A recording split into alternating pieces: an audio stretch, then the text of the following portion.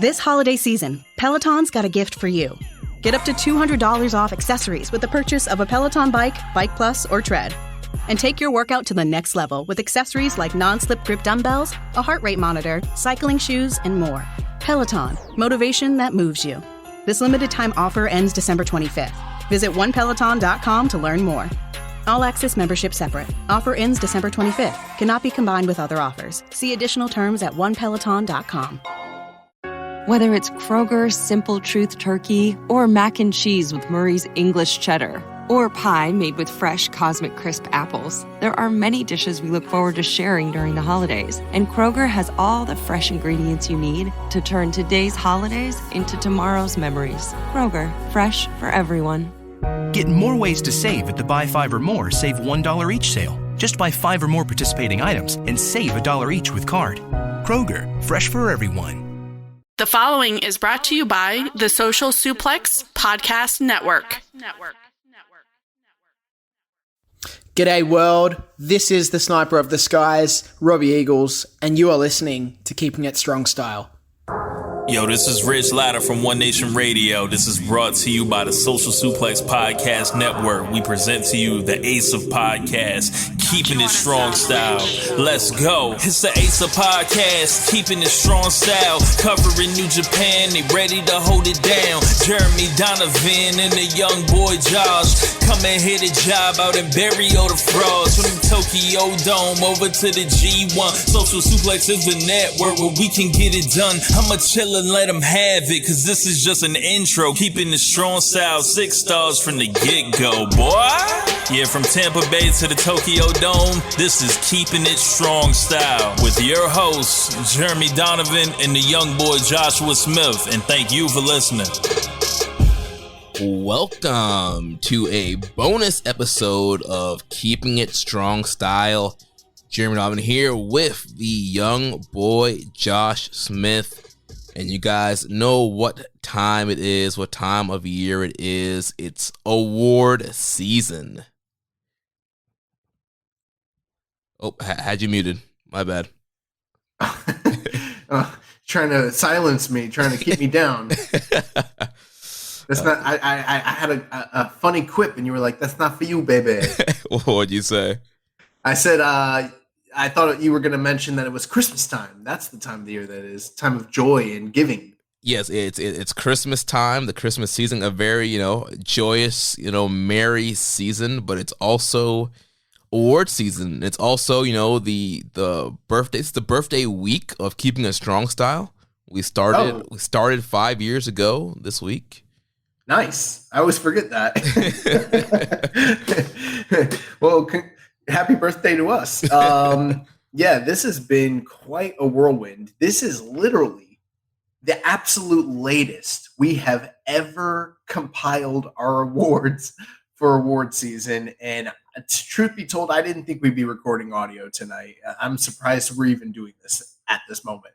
Yeah, we literally minutes ago just got off of a phone call finalizing all the awards. Yeah, I guess it's good because to everyone else, they were expecting for us to do this audio, get this out like we said we would. But between our jobs and sickness and travel and the holiday season and significant others, just everything that's been going on, it's been a struggle to compile these awards. So we finally got I thought like we were going to take tonight, just get them done, and then push the audio. But then we started looking at our schedule and we're like, we might want to power through and just do this right now. Yeah. And so bear with us. Like some of the stuff we say might not be in the right order right now when we say them. We haven't even like reordered everything. But on the ballots, everything will be chronological order for events and matches. For wrestlers, it'll be alphabetical by last name. Touch up some of the stuff, but some of it still might be out of order. But I think we're just going to kind of give our general... pretty close. Yeah, we're going to give our general thoughts. I don't think we're going to break down every single nominee for each category. We'll give our general thoughts on everything. Here's the other thing too, Jeremy. When we first started this, half a decade ago... when we started the show half a decade ago, I always had this like general tone of like, we're not trying to sway you guys. We're just kind of presenting it. This is the People's Awards.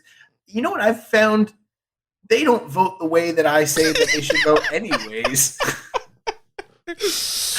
How many times am I like, wait, who won? That's bullshit. Like, yeah. So I'm at the point now where I'm almost like, we should just give our full, unfettered, unfiltered thoughts on these categories. We're still going to tell you who, what, when, where, and why, but I'm a little less apt to be like, you know, whoever. We'll get into it, but like this guy, you know, this guy should be the most improved or shouldn't be or whatever. Like, I'm just going to tell it as it is, I think, this year. Yeah. It doesn't seem to sway the votes one way or the other anyways.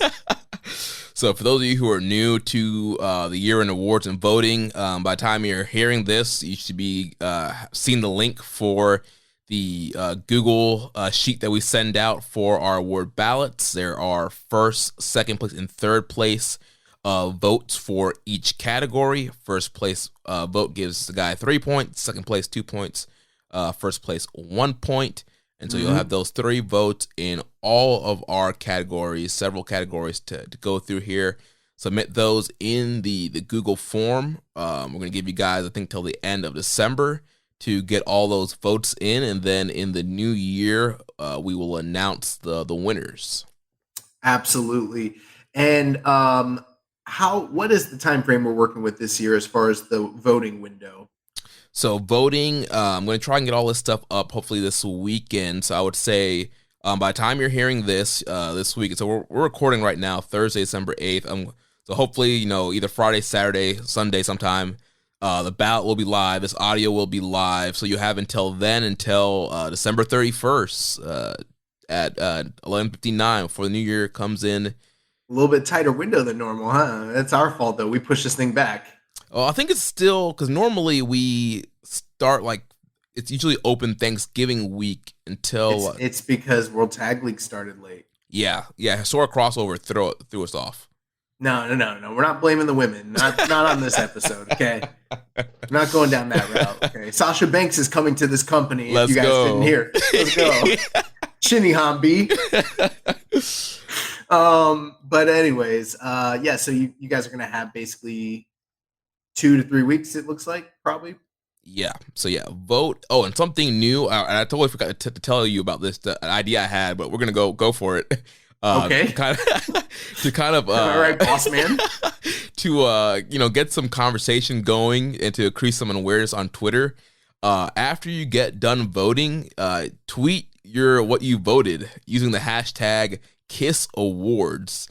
And that's a great idea. Let's get the conversation going. Everybody sharing, their ballots, who they voted for, all that stuff. Maybe JML and the folks over at Wrestling Observer newsletter Hall of Fame tracker will decide to track the Keepin' It Strong Style award ballots that are posted. Yeah, let's do that. Yeah, tweet it out. Tweet at us at KI Strong Style. Let us know who you voted for on your ballot. So let's get some engagement. Yeah, so vote, share the ballot. It's open ballot. Share it to all your wrestling friends on Twitter, Facebook, Instagram, MySpace, TikTok, LiveJournal, all that. Discord, wherever you are, share it with people and, just get the word out there. We greatly appreciate any support, not just your vote, but also, your interaction and sharing it and everything like that. And the last plug I'll put out before we get into the actual discussion, these are not just meaningless awards. I know that this is a podcast based on New Japan. We're not officially affiliated with New Japan Pro Wrestling, but make no mistakes about it. They hear about the results of these awards and they don't fall on deaf ears. The company itself does learn and hear about these awards. Yeah, results. And the wrestlers. Them too. We have wrestlers that will slide in the DMs that talk to us and they see these awards. So yeah, go out, get your voice heard, vote in these awards, vote in the ballot, share the ballot out, and tweet at us that you voted. So we'll start the conversation off here with one of our biggest awards. It's the Wrestler of the Year category. So this year, the nominees for Wrestler of the Year, we have the Stone Pitbull, Tomohiro Ishii, Tetsuya Naito, the Rainmaker, Kazuchika Okada, the Commonwealth Kingpin, Will Ospreay, Zack Sabre Jr., the Dragon, Shingo Takagi, the Ace, Hiroshi Tanahashi, and the IWGP World Heavyweight Champion, Switchblade Jay White. Now, again, in full transparency, normally when we are doing the audio for these awards, I typically tend to do a little bit of back-end research, kind of prepping myself, just having the stats and some of the reasons. But a lot of these decisions this year was more like, what do you think? What do you think? It was just kind of like a gut decision. So we might not have all those pertinent details right in front of us the way we normally do, but we're going to do our best to kind of give you guys our evaluation. And, this year in New Japan has been a whirlwind. It feels like I feel like we've never, or at least I've never watched a year where I forgot as much that happened throughout the year.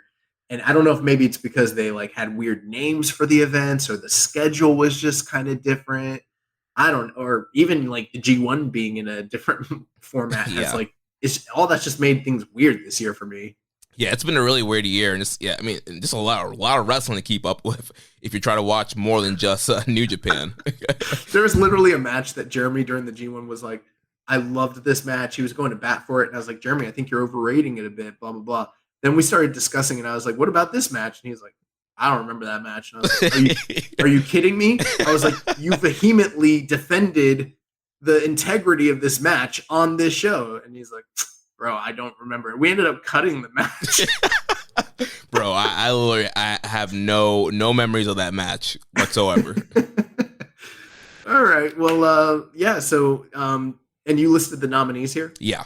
Yeah. So this is our first of what I like to call the big three awards. So I guess, I'll start it off with two, in my opinion, outliers, and I think they're both deserving to be listed. But for the first time, I was a little shaky about whether they should even be nominated. I kind of had feelings like maybe we cut this award down to just 6 nominees, which would be the smallest field we've ever had before. And those two individuals were two of my favorite guys, Tomohiro Ishii and Hiroshi Tanahashi. And I feel like we ended up keeping both of them in for different reasons. Ishii probably more so based on his work in the US combined with his high level of, amazing match output. Yeah. But as far as what he accomplished, he didn't, from a kayfabe perspective, he held very few titles aside from that short never reign in the beginning of the year. Very few significant wins, did not have a great G1 as far as actual, wins and losses go. And so we kind of just kept him in there based on his body of work more so but he didn't have very compelling feuds or storylines. There wasn't a lot to kind of sink your teeth into when it came to Ishii this year. And then Tanahashi's kind of on the flip side. He definitely had high-end matches. He had the Ishii match at Dontaku. He had the main event at Forbidden Door with Jon Moxley. But compared to the rest of this field, he had far less great matches than any of the other 8 nominees. And I think the main reason we kept him in is because he held the U.S. title on 3 occasions during the grading period. Otherwise, he might not have even got nominated. Right, and also, too, if you want to count the Forbidden Door stuff, he was in the main event of that pay-per-view, a pretty noteworthy show of the year, challenging for the AEW title. So he definitely had... Well, if he'd won that would have kind of made a difference. Right, yeah. But he did have his moments throughout the year. And, too, just to recap, too, for people who are new, our Wrestler of the Year award, it's kind of a combination of, your Flair Thez or your most outstanding. It's all kind of a combo. It's kind of what you want to vote for. So if you really value in-ring quality, you might be, putting one of your 3 votes on Ishii. Again, kind of a down year for him, but still obviously one of the best guys putting out great matches every night he's out there. And then, with Tanahashi, again, he had a lot of high-rate stuff. You mentioned the Ishii match, and there was some other great stuff he did throughout the year. So if you're a big match quality guy, those guys might show up on your ballot, but also, it counts, the title reigns, the promos, the kayfabe status, all that can be counted. It's all depending on how you want to vote. Yeah. I guess the next guy I'd kind of like to talk about is Tetsuya Naito, who, we have our fair share of jokes here on this show and everything like that, but I feel like two things really actually probably three things really elevated his claim this year. And there's been years where we've been like, should he even be nominated? Like, I don't know. We thought about keeping him off, but this is a year where I thought he was a slam dunk entry into the nominations. And for me, the three things that stand out are A, the trio of matches he had with Okada over the title in the early part of the year. B, a very, very strong G1 run. And then C, his duo of top end matches with Will Ospreay that kind of recalled the greatness of what Tetsuya Naito can be when he's motivated and in shape and in health and, ready to go. Yeah. For me, I feel like Naito, there was a lot of kind of ebbs and flows, especially for his year. We talked about the kind of the weird year for New Japan. I think it was kind of a weird year for him. It wasn't one of those years like you mentioned where we're like, should he be on there? But he definitely had like some highs. Like obviously he was in the title picture at the beginning of the year, the feud with Okada. He was a finalist in the New Japan Cup. And then after that, I felt like it was kind of like a little bit of a lull for him. And then he heated back up towards G1, having that amazing match with Will Ospreay, and then the rematch for the U.S. title. So there's definitely some like great highlight moments for him, but also some down periods. And then I know that, World Tag League of this year doesn't count a part of the grading period for this year, but even still kind of like him just kind of rolling into World Tag League, rolling the Dome season with nothing really planned seems kind of weird right now. But overall, it's a good year. If you take into consideration his tag team with Sonata at the end of last year's World Tag League, which is in our grading period, kind of couple that with some of the matches that they had in the early part of the year as well, that might strengthen a bit his claim. But you're absolutely right. I mean, he didn't hold any singles titles. He didn't win any tournaments. So from a kayfabe perspective, it's like he was up. He was in the mix, but he didn't have those top end accomplishments. Yeah. But still a really good year for Tetsuya Naito. And yeah, he's definitely somebody to consider while voting.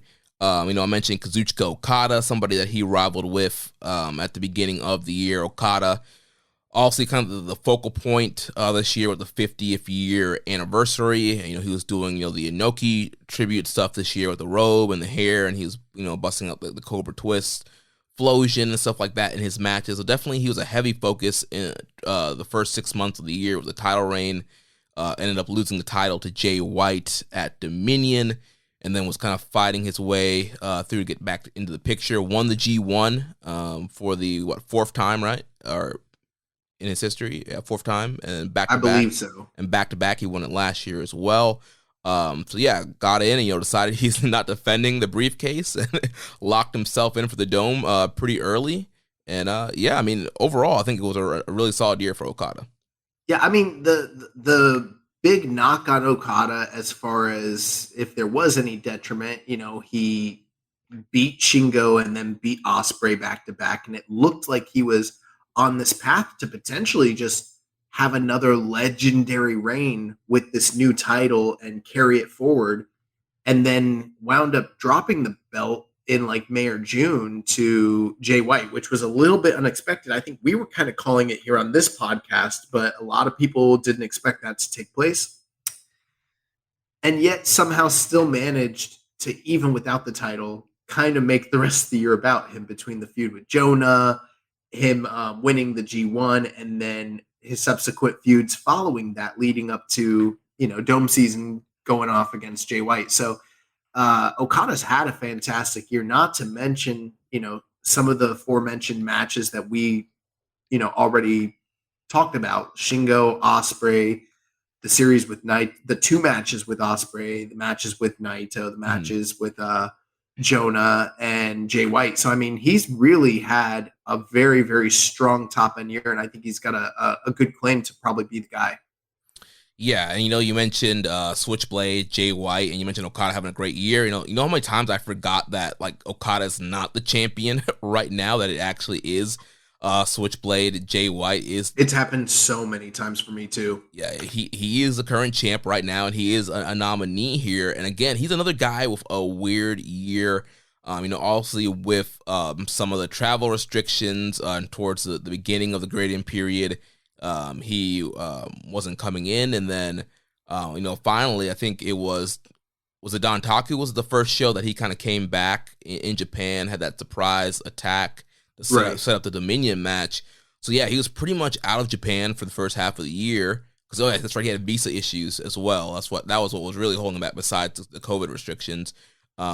So he was gone from Japan. He was doing the USOJ Open Challenge on Strong, which was really good, and had a lot of good matches against guys like Swerve and Jay Lethal and Chris Sabin, which we saw here in Tampa. So that was fun for him, but for somebody who is like a main eventer and the World Heavyweight Champion and just kind of doing stuff on Strong the first half of the year, it's kind of I think probably makes his case a little bit weaker compared to other years for him. And then he comes back in, he wins the title, and it's kind of been lackluster reign.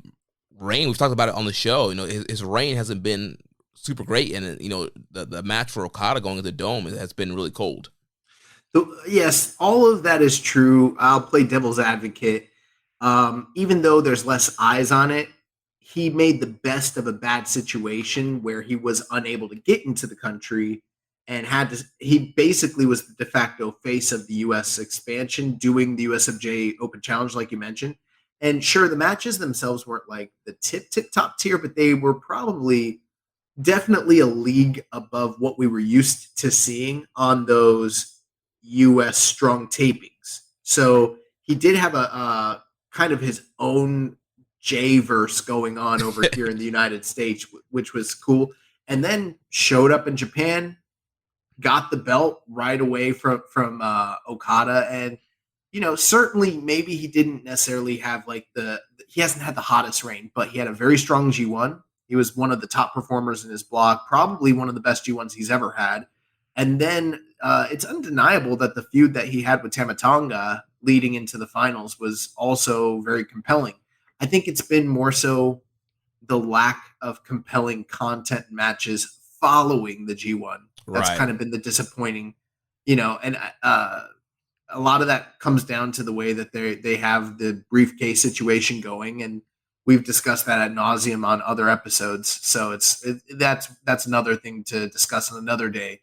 But I do think he has had a strong year. And it's also, he's been the champion for half a year. It's kind of hard to take that away from him. Right. Shingo Takagi, a guy who was entering in the grading period as the world champion. And leaving the KOPW champion. That's awesome. Starting off on super high. He had that first, the main event at Wrestle Kingdom with Okada, which was an excellent matchup there. And then, like Josh mentioned, he kind of fell down into the KOPW realm, but still having great matches. The stuff with Taichi, all the count matches for the KOPW was great. The feud with ELP, the two matches they had were really fun. And then he had a great G1, the match with Ospreay and some of his other matches there, the Yoshihashi match, Ishii match, New Japan Cup was great. And again, if you really value high in-ring work and you're voting, like Shingo's definitely a guy you got to look at. Night in, night out, whether it is the main event of the Tokyo Dome or it's the main event for KOPW, he's going out there and killing it. Yeah, there's quite a few matches of his that are very, very high end, whether it was Will Ospreay, Kazuchika Okada, like you mentioned, ELP, Taichi. He had an incredible match with Ishii during the New Japan Cup. He had an incredible match with ZSJ during the New Japan Cup. He had an incredible match with Hiromu during the New Japan Cup. So his body of work has been stellar. He just hasn't been in the same status of trajectory that he was before losing the title. He hasn't been kind of slotted as a top 5, top 6 guy since he dropped the strap. So that's kind of the one knock. But his body of work is still very much outstanding. And he's kind of found a way to persevere even with what amounts to somewhat of a D push. Yeah. And then let's see. I think got two more people here. Two Brits we got to talk about. Zack Sabre Jr. Zachy They don't like to be Cups. called Brits. They like to be called Bruvs. Two Bruvs here. Zack Sabre Jr. won his second New Japan Cup this year. Another guy with just a stellar in-ring year. Dangerous Tickers, they lost the belts at Wrestle Kingdom, but this year has been really a focus on Zack as a singles wrestler, and so ever since then, the New Japan Cup, his G1 run, he won New Japan Cup and had that title match with Okada at Hyper Battle, which was another great matchup in their history. And so overall, Zack's another really super strong in-ring year for him. Yeah, I mean, during the first quarter of the year, we were singing his praises, saying that if we were to call for a wrestler of the year at that point in time, it would have been him undoubtedly. Unfortunately, the company hasn't necessarily pushed him to quite the same levels, but he had an incredibly strong G1, an incredibly strong New Japan Cup, and has just been stellar all throughout the year, Yeah. Yeah, definitely. He's been a ton of fun to watch, and really, with the promos, him speaking more in Japanese and some of the stuff with using the young lions to dress up as him. Overall, across the board, promos, in-ring work, just presentation. I think, it's been a great year for Zack. And then finally, we've got Will Ospreay, the aerial assassin, the sniper, or what's his new name? the Commonwealth Kingpin, the leader of the United Empire. And for many people, I'm guessing he's probably going to be the favorite to win this award. Just, you look, we're going to get to match of the year here. I think we got like 11 or 12 matches. His name's on half of them, which really kind of says a lot about his top end work. But top to bottom, whether it was in multi-man matches with the United Empire, tournament matches, main events on big stages, he's really delivered just pretty much across the board at the top end level. And many people are talking about, is this year better than, as far as in-ring work and output, is this year better than his legendary 2019? And for me, I would say no, but he's truly cemented himself as a top player, top guy in this company right now. And, obviously he's got the big Wrestle Kingdom match coming up with Kenny, so they've got big plans down the stretch from the two knocks, I would say, when it comes to Ospreay, things you might want to take into consideration that would go against him. Number one, while he has spent a lot of time as the U.S. champion, he was never able to regain the IWGP World Heavyweight title. He never was able to win the big tournaments this year, even though he came close in the G1. And he wasn't able to beat Okada in any singles matches. So that's, there were some, as far as the booking, as far as his, kayfabe win-loss, that's a knock against him. The second thing is kind of like with the injuries and some of the travel stuff, he wasn't always consistently in the country. Now, when he was out of the country, he was pretty much killing the game in the UK and in the US, but that would be the only two things that I could see as being real detriments to someone, or there's a lot of people that just don't like Will Ospreay. That's true too. Right. Yeah. Also you mentioned US. He was featured a lot on the strong pay-per-views. He was on Windy City Riot. He was on Capital Collision. There was a special United Empire Strong episode where he faced Homicide. Yeah, he main evented a lot of those pay-per-views and kind of carried that business. Yeah, so it featured heavily on New Japan of America. He had a Wrestle Kingdom main event against Okada. Added a little bit of stability to the U.S. title coming into the latter half of the year. Again, the promos, the presentation, the match quality, to me, he has everything that you would look for in a Wrestler of the Year. Yeah, for me, I'll just be transparent here. I haven't figured out everything I'm going to vote for, but I think for me, Will Ospreay's a slam dunk number one vote for me. Yeah, same here. All right, let's move on to match of the year. So our nominees for that, we got Kazuchika Okada versus Shingo Takagi from Wrestle Kingdom 16, Night 1. We have Kazuchika Okada versus Will Ospreay from Wrestle Kingdom 16 Night 2. We have Shingo Takagi versus Zack Sabre Jr. from the New Japan Cup. Will Ospreay versus Zack Sabre Jr. from the New Japan Cup. Hiroshi Tanahashi versus Tomohiro Ishii from Wrestling Dantaku. El Phantasmo versus Robbie Eagles from Best of the Super Juniors 29. Kazuchika Okada versus Will Ospreay from the G132. Shingo Takagi versus Will Ospreay from G132. Tetsuya Naito versus Will Ospreay from G132. Tetsuya Naito versus Will Ospreay from Battle Autumn. FTR versus Aussie Open from Royal Quest 2. And Kairi versus Mayu Iwatani from Historic Crossover. Yeah, so I mean, pretty diverse group of matches this year that were listed, and there were some really tough cuts when it came to, figuring out what was going to meet the category here.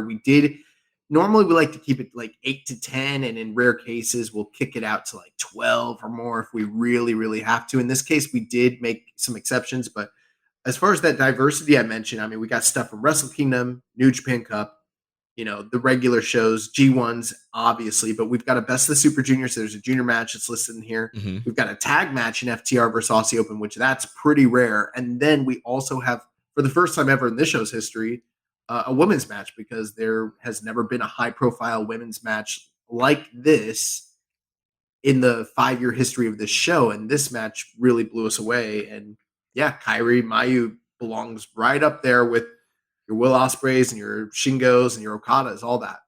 Yeah, and I know a lot of people, if you see something missing, I mean, we're sorry. We looked at cage match, we looked at grapple, we looked at our own ratings. Yeah, this is what we felt is the best of the best from New Japan from 2022, from the grading period. Yeah, I mean, New Japan had a stellar year, maybe not in every aspect of what you would consider success for a wrestling company.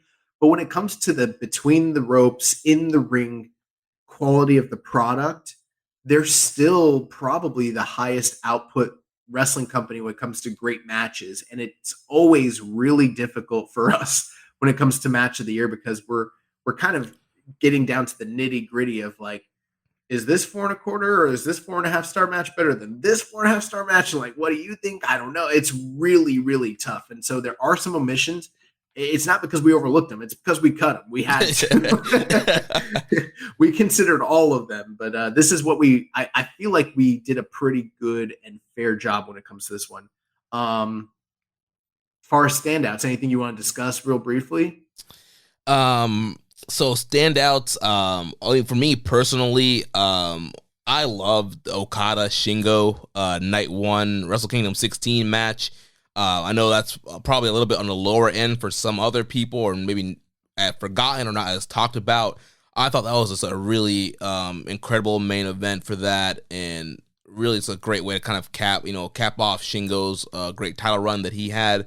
Really, really hard hitting match. Just some of the counters I remember for that match were just so good, and I in my heart I knew that Okada was winning, but I really wanted Shingo to win, and just I was biting on every near fall, and anytime Shingo got close, I was like, "Come on, Shingo!" But yeah, of course, Okada ended up winning. But yeah, that's a standout match. I think people should probably, if you have time, rewatch that one when you're voting, because I feel like that's one that's kind of a sleeper here.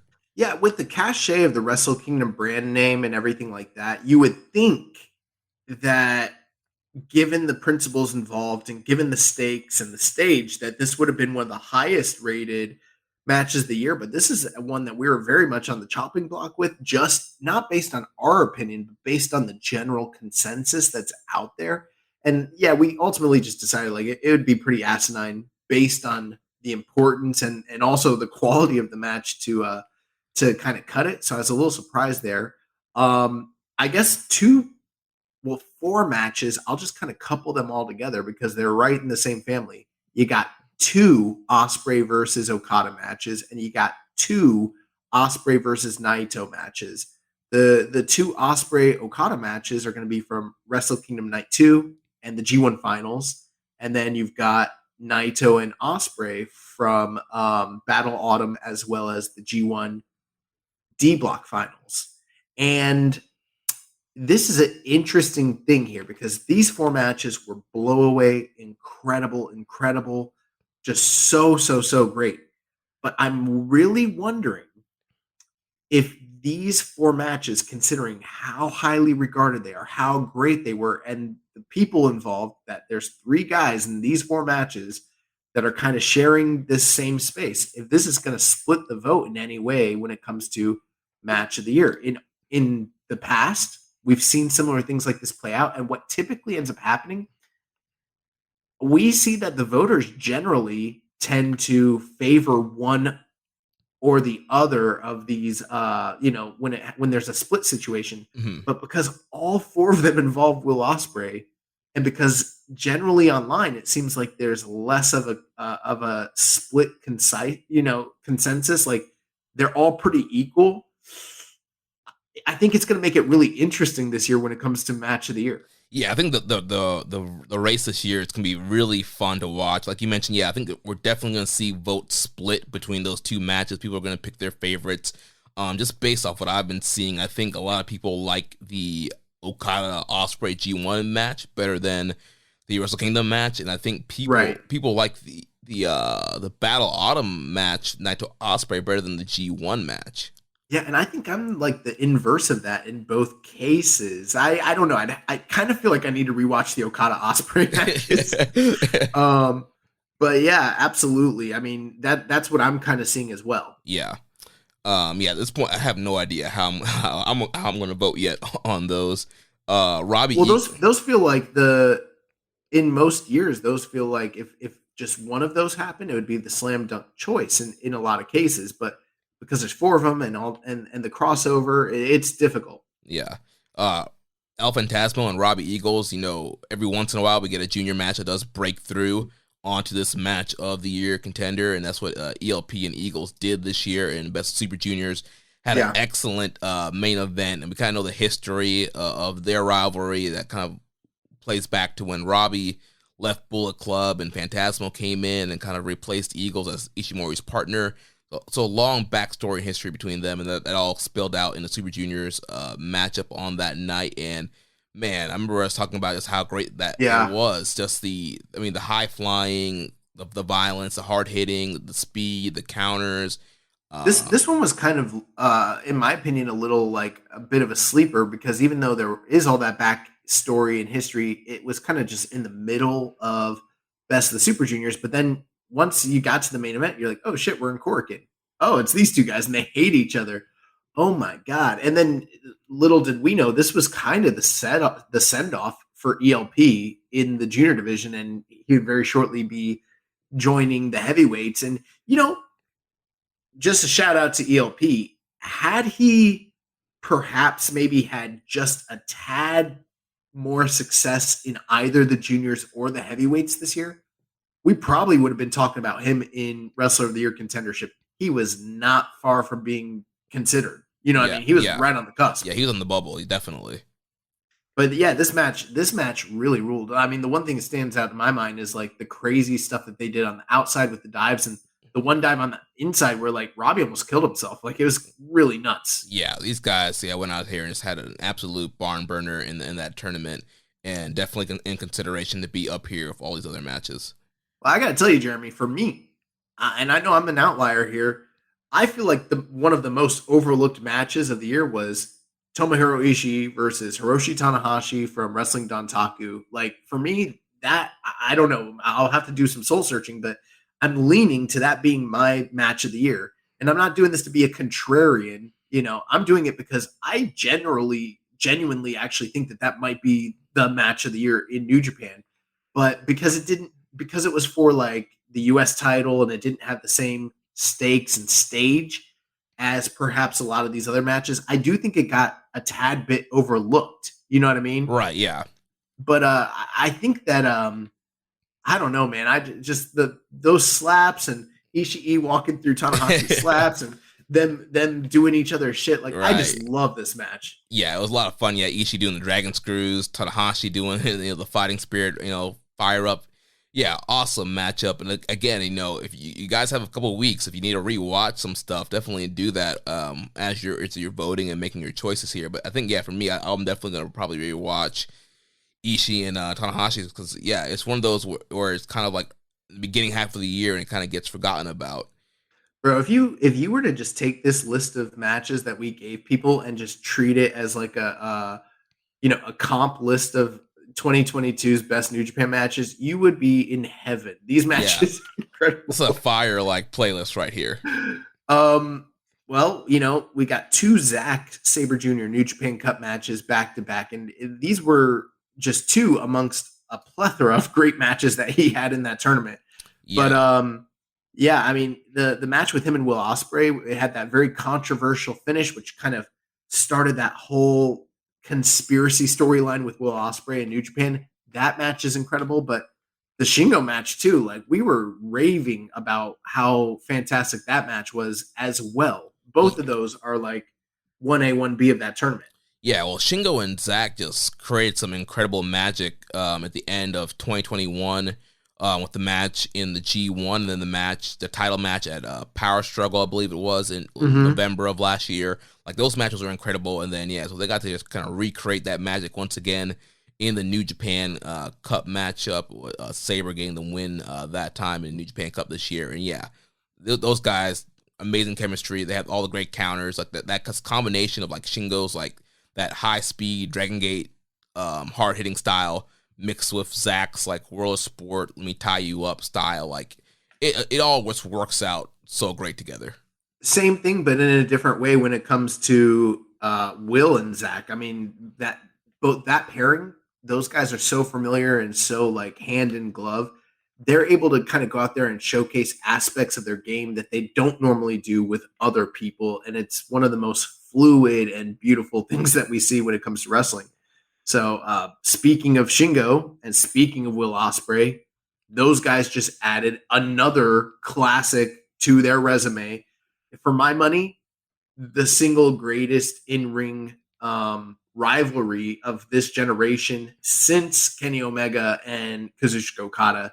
Nobody else is just guaranteed. There is no other pairing that you can give to me today that we have like, history of, that every time they go out there, they're going to get close to an all-time great match. And they literally go out there and put out, not, we talk about like people that are like, oh, they do 4-star matches in their sleep.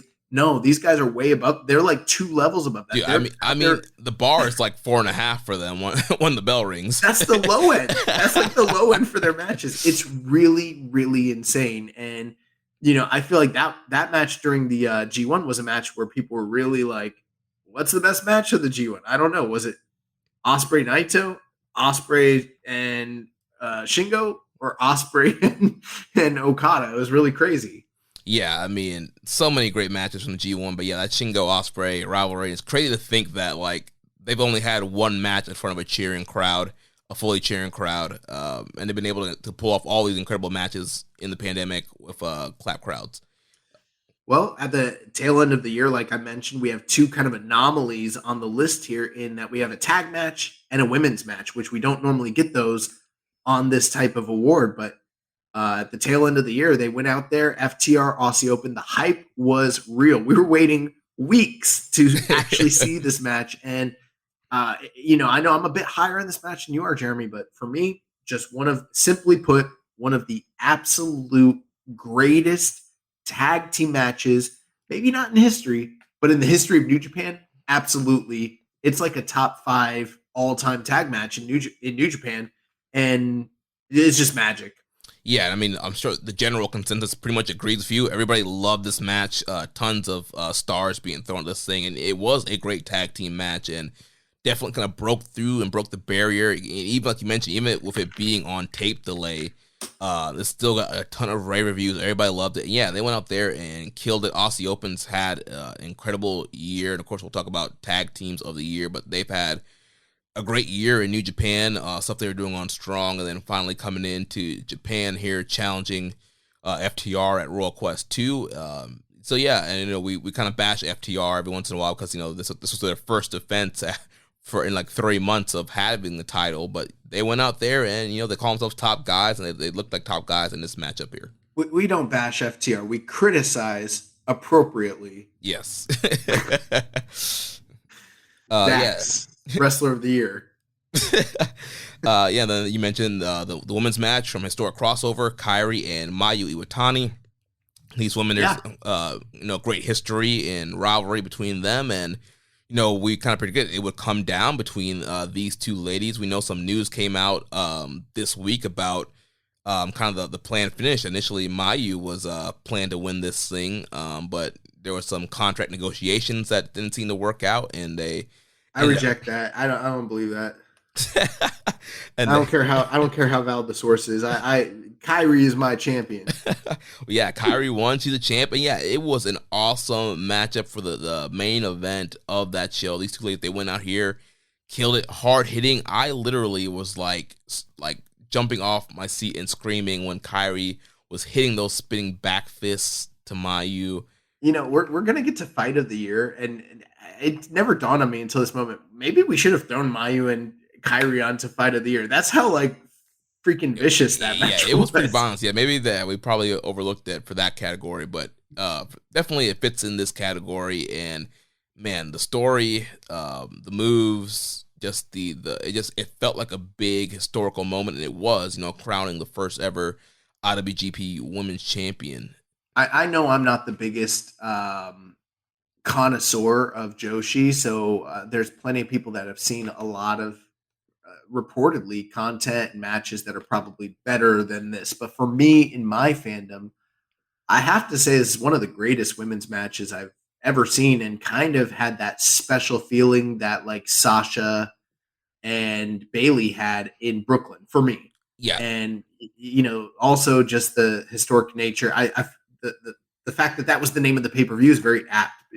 First time ever New Japan branded IWGP Women's Champion.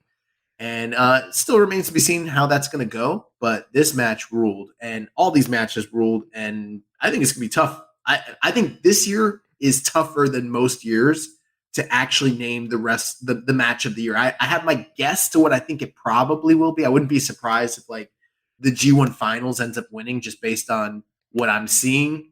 But it might be closer this year than it normally is. Yeah.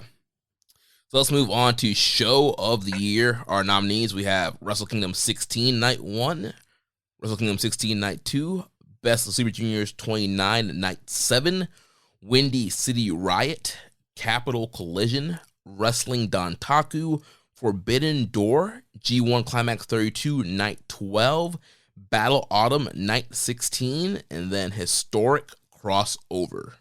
So this is a category where I would encourage you guys, if you're making your vote, to actually go back, whether it's Wikipedia or Cage Match or even New Japan's website, and look at the actual shows that we top to bottom. Look at them to kind of jog your memory, kind of refresh it, because you might do the normal thing, I'm going to vote Wrestle Kingdom Night 1 and Wrestle Kingdom Night 2, and then throw on a Battle Autumn or something like that. But I feel like this year is a lot different. In the history of this show, normally it's going to be a Dominion or a Wrestle Kingdom that's the top show of the year. But I got a feeling that that's not actually what took place this year. There were quite a few other shows that, in my opinion, were just as good or even better for different reasons than some of the top marquee, shows that we normally see. So it might be, now I don't think we're going to go match by match and give you a full breakdown of each of these events. So it kind of falls on you guys listening.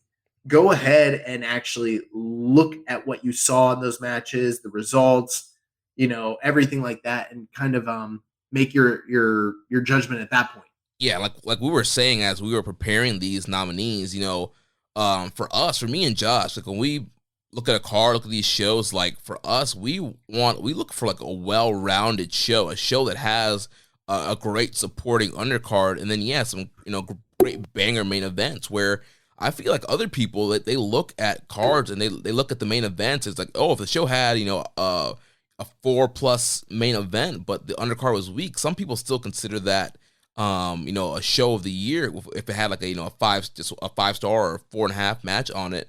But for us, we're more of like, all right, let's look at the undercard. Like, there's a bunch of random 6-man tags that weren't that great. Like, no, like that's not show of the year contender. We want a show that from start to finish has a great flow, great set of matches, and I think that's what we have here with our nominees.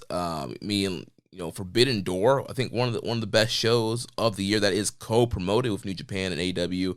But I mean, even from the pre-show to the very end of the show, like that was a show that I think was very consistent throughout and had great matches all up and down the card.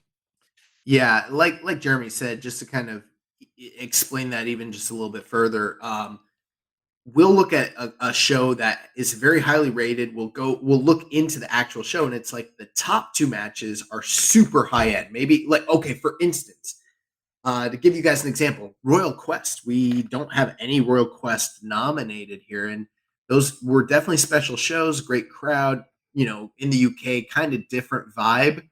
But like when you look at like say the first night, it's a 2-match card, and everything on the undercard is kind of weaker. We typically tend to not disqualify, but choose more well-rounded shows that maybe, like, for instance, I don't know, like, let's say, I don't know, Capital Collision. Maybe it didn't peak at the top end of, like, in the main event and in the semi-main event as high as, say, like, Royal Quest did, but it's just a more enjoyable night top to bottom, and that's something we really do take into consideration when we make these nominations.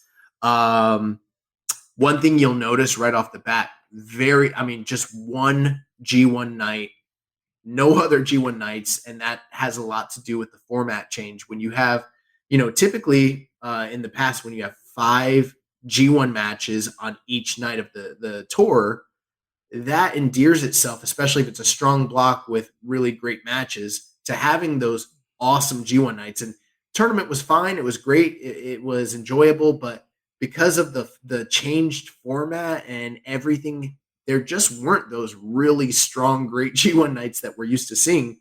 Kind of opened up this category to a lot more shows, and we only have the one G1 night. Now, G1 night 12, that's a strong night. It's definitely one you want to check out, but it's the only one we nominated. Yeah, which is pretty crazy when you look back at the history of the awards. So yeah, you guys go out, like Josh said, check out Wikipedia, Cage Match, Grapple, whatever wrestling news site you like to use. Look at the results, look at the shows, look at the ratings, and do your research and pick what you think is the best show of the year.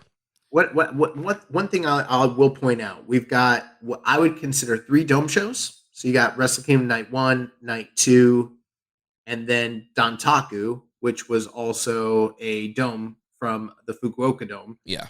Then you've got 2 tournament nights in Best of Super Juniors 29 Night 7, which was nothing but tournament matches top to bottom. An incredible show. And then G1 Climax 32 Night 12. No New Japan Cup whatsoever. Then you've got a couple US-based shows. You've got Windy City Riot and Capital Collision, as well as the aforementioned Forbidden Door. And Forbidden Door is kind of also something that you can couple into the crossover show. So you've got historic crossover with Stardom, and then Forbidden Door with AEW. And then finally, Battle Autumn is kind of like your one lone domestic B-level pay-per-view that's kind of listed here. And all these shows were fantastic. I'm not totally set myself on which one I'm going to go with. I remember really loving Dantaku, though.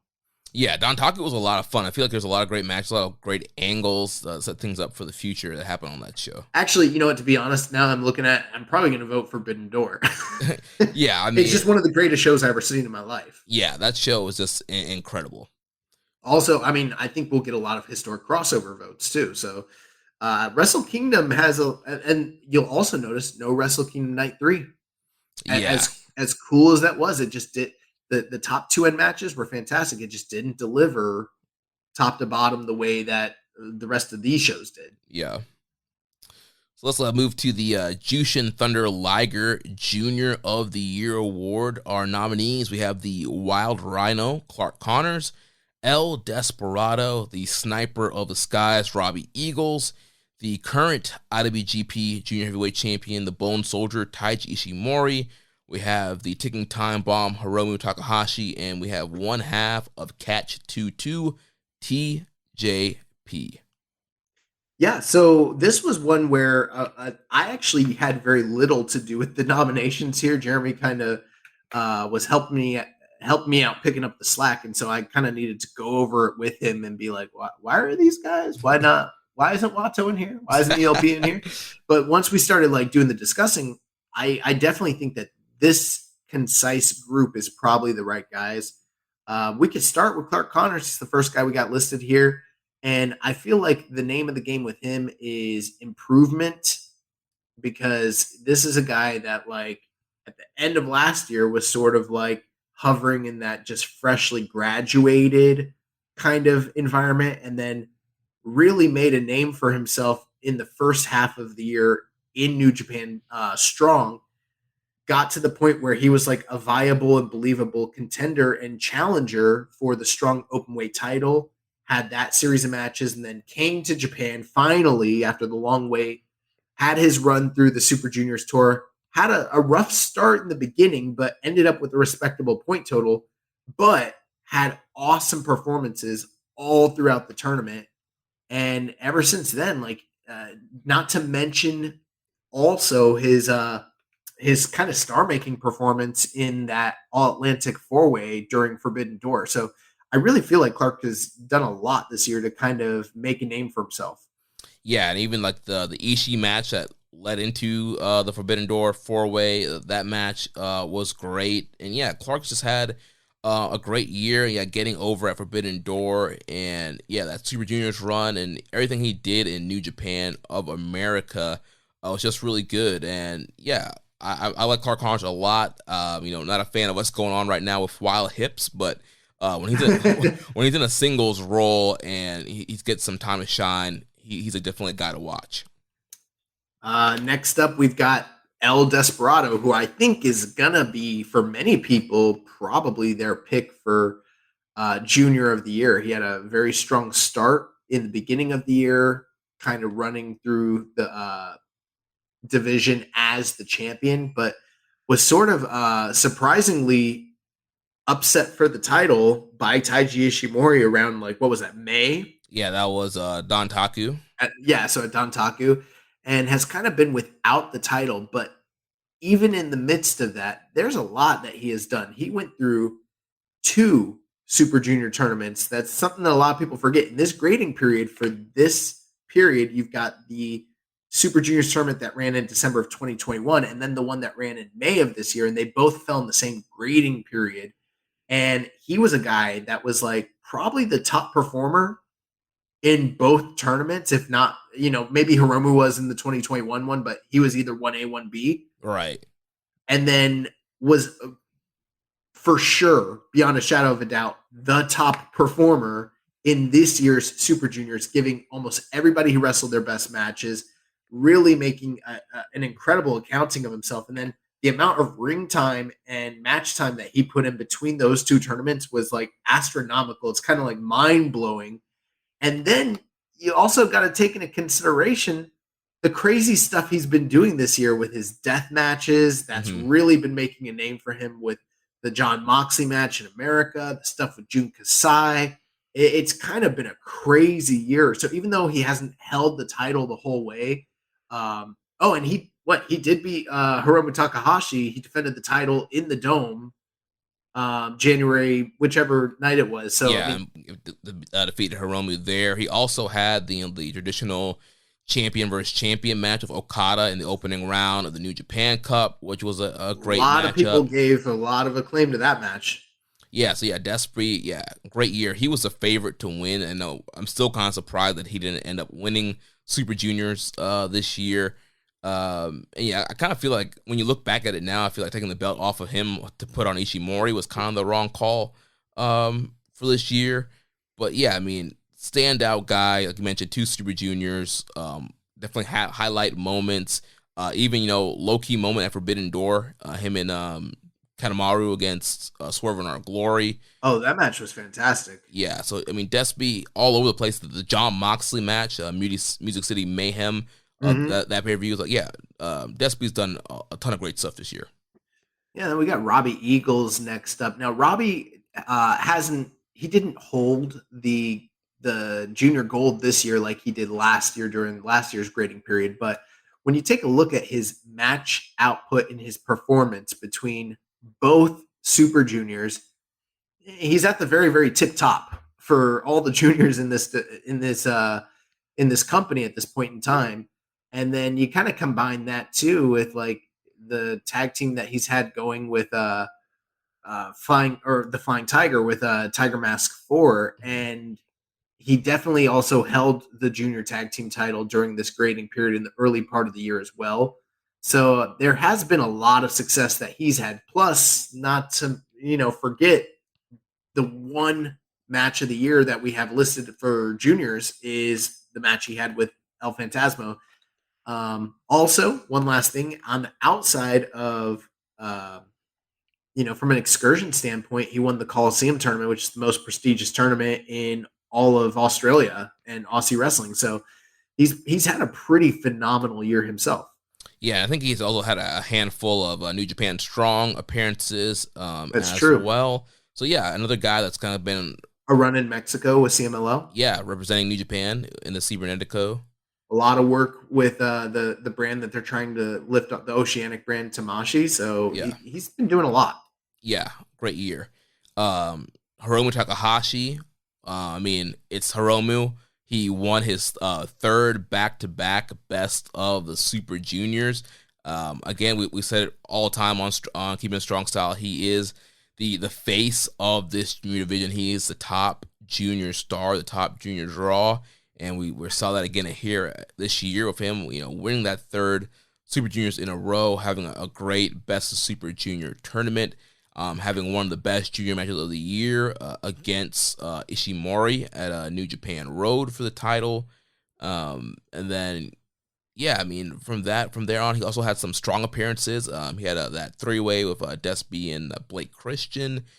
He's been kind of all over the place, and he's had a really great year. Open weight work, too, with the New Japan Cup. Shingo match, He defeated Suzuki.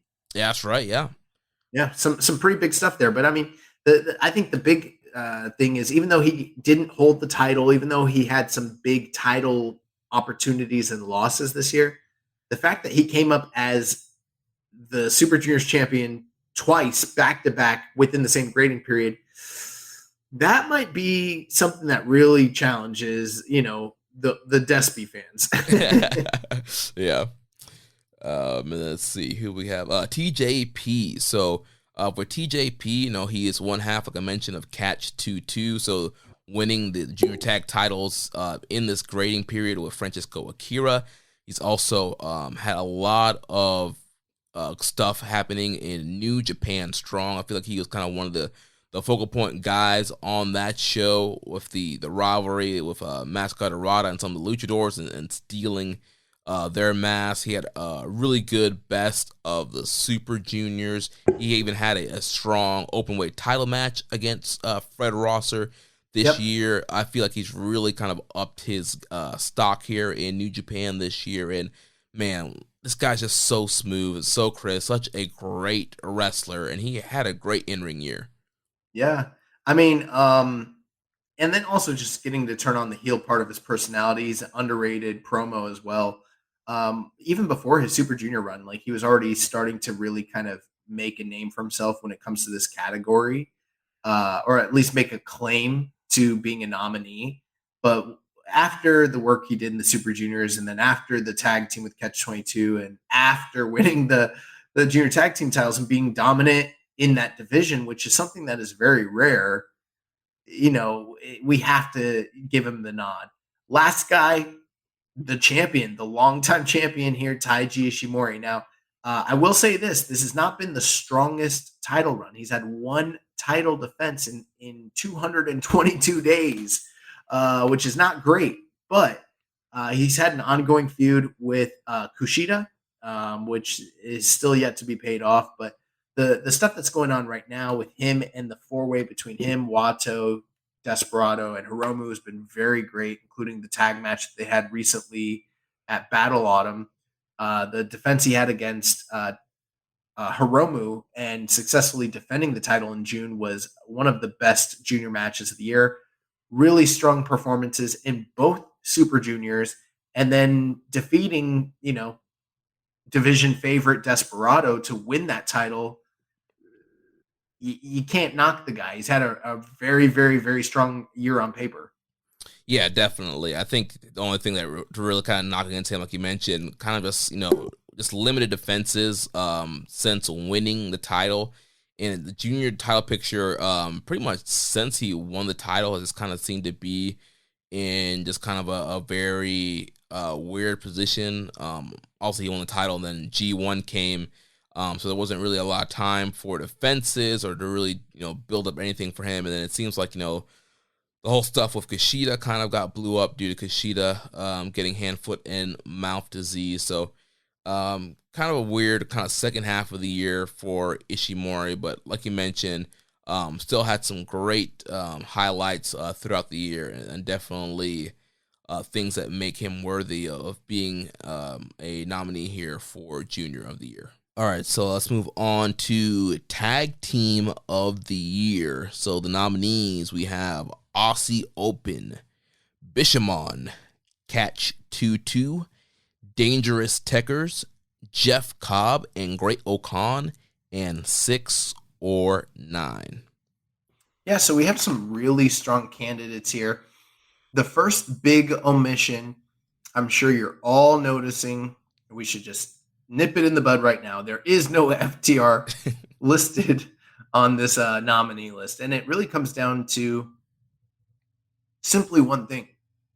They've only had 4 matches in the entire grading period, which makes it very difficult, even though they are the current reigning champions, with 1 defense and 4 matches.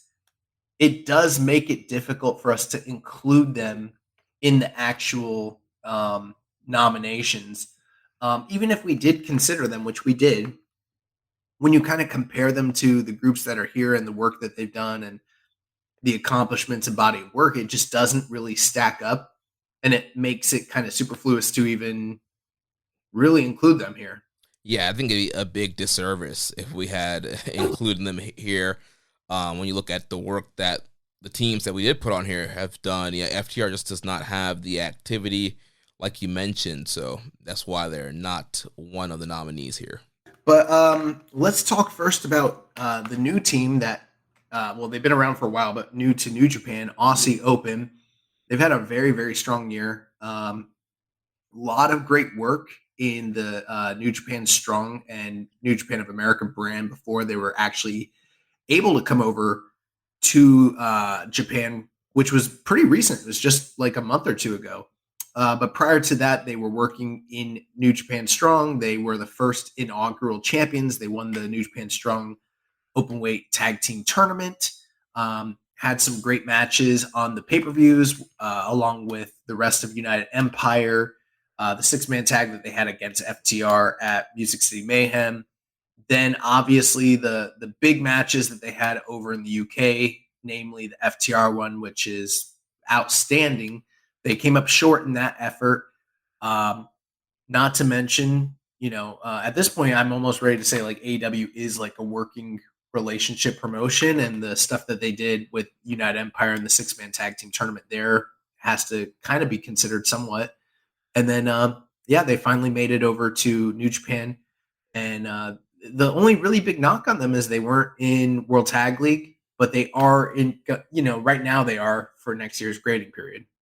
Right. So, yeah, I think definitely next year they'll probably have an even stronger case than they had this year. But I felt they did a lot in a short period of time, really making a big impact. You mentioned winning those strong tag team titles, some of the feuding that they were kind of doing with TMDK on Strong, and then transitioning over in Japan, having the FTR match, and then once they got to Japan, they've been really strapping the rocket on them, giving them the full go push.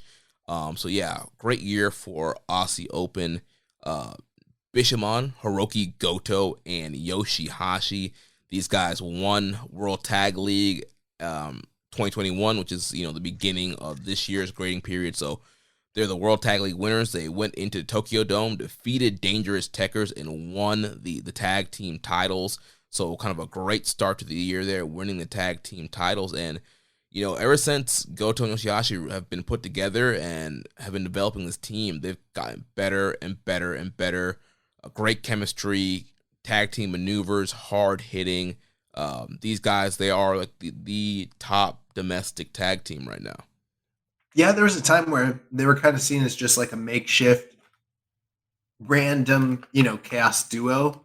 Just two guys that had nothing else going on and just kind of paired up. And we've seen a lot of like random pairings of chaos guys through the years, but very few of them have had the level of success that Bishamon has. Even just the fact that we're at the point now where they have a shared name, Music. have been music, been teaming together for years, and they're now starting to get, similar attires. Really kind of go to show you that they are like a real tag team, but had a very strong showing in last year's World Tag League, won the titles, defended the titles, did good work in America as well. And like you said, they're the top domestic tag team. Bishamon has really had a great year. The next team, they haven't been together for that long, but they've really, made a name for themselves. And that's Catch 2-2. Ever since the end of World Tag League, we've seen the pairing of Francesco Akira and TJP from the United Empire. And these guys went from being total strangers to best buds to tag team partners to world champions to sitting on top of the division and defending the championship against multiple qualified tag teams, whether it was the LIJ team of Bushi and Titan or 6 or 9 who they defeated for the belts. And they've been very dominant all throughout all these feuds and have also had several really great junior style tag team matches, which is something that's been missing from the company for a few years now. Yeah, that's kind of been their mission statement. They wanted to bring back the days of, Young Bucks and Roppongi Vice and Red Dragon and, all those great junior tag teams. And they wanted to surpass those junior tag teams. And I feel like they have done a great job of getting on the level of some of those great junior teams and kind of bringing back a fun junior division. When you look at the Super Junior lineup that's happening right now, which is also going to count for next year's grading period, they have a great set of teams to be challenging going into next year. But I really feel like they have quickly become this foundation for the junior tag team division. They've made the division exciting again. Really dominant team. Like you mentioned, a year ago, these guys really didn't know each other. They weren't friends. And now, like, the chemistry they have is incredible. I feel like TJP has really helped kind of refine some of Francisco Akira's game. Akira was already great, but I feel like, TJP just kind of helped tighten some stuff up there in his game. And he's become a better wrestler teaming with TJP. And, yeah, these guys are incredible. Last thing I'll say, this is the most, cohesive and fun and exciting that the junior division's been since the days of Roppongi 3K. Yeah. So moving on, we got Dangerous Tekkers, and this one's a little tough because Tekkers were champions at the start of the year. They had a top end tournament performance in World Tag League, as they do every single year. But then after they dropped the titles, they kind of spent less and less time together. But the one reason that we kind of decided to keep them is like they still challenge for the belts later. They still sporadically tag together, not just as a tag team, but also as a multi-man unit throughout the year. And that combined with the obvious like brotherhood and connection that these two guys have in the backstage promos, that kind of cohesiveness has been on display. Even when they are off doing their own singles ventures, they're always still Tekkers and they're always still kind of together. And when it comes time for Tag League, they come back together, and so that's kind of where we're at here. I would say probably not their strongest year that they've ever had, but just enough to where we were like, we can't leave them off the ballot. Yeah, they definitely kind of squeaked in here. I think definitely for a lot of their work at the beginning of the grading period in the 2021 World Tag League, and of course being the champions at the start of the grading period definitely helped there. This could be their last year, because I mean they're not in Tag League this year, so that's not gonna count. That's not gonna help them in next year's grading period. But for a long time, all through the pandemic, they were the focal point and the team that was carrying the division on their back. And yeah, this year wasn't as great as last year or the year before, but it's definitely still one of the standout teams in New Japan.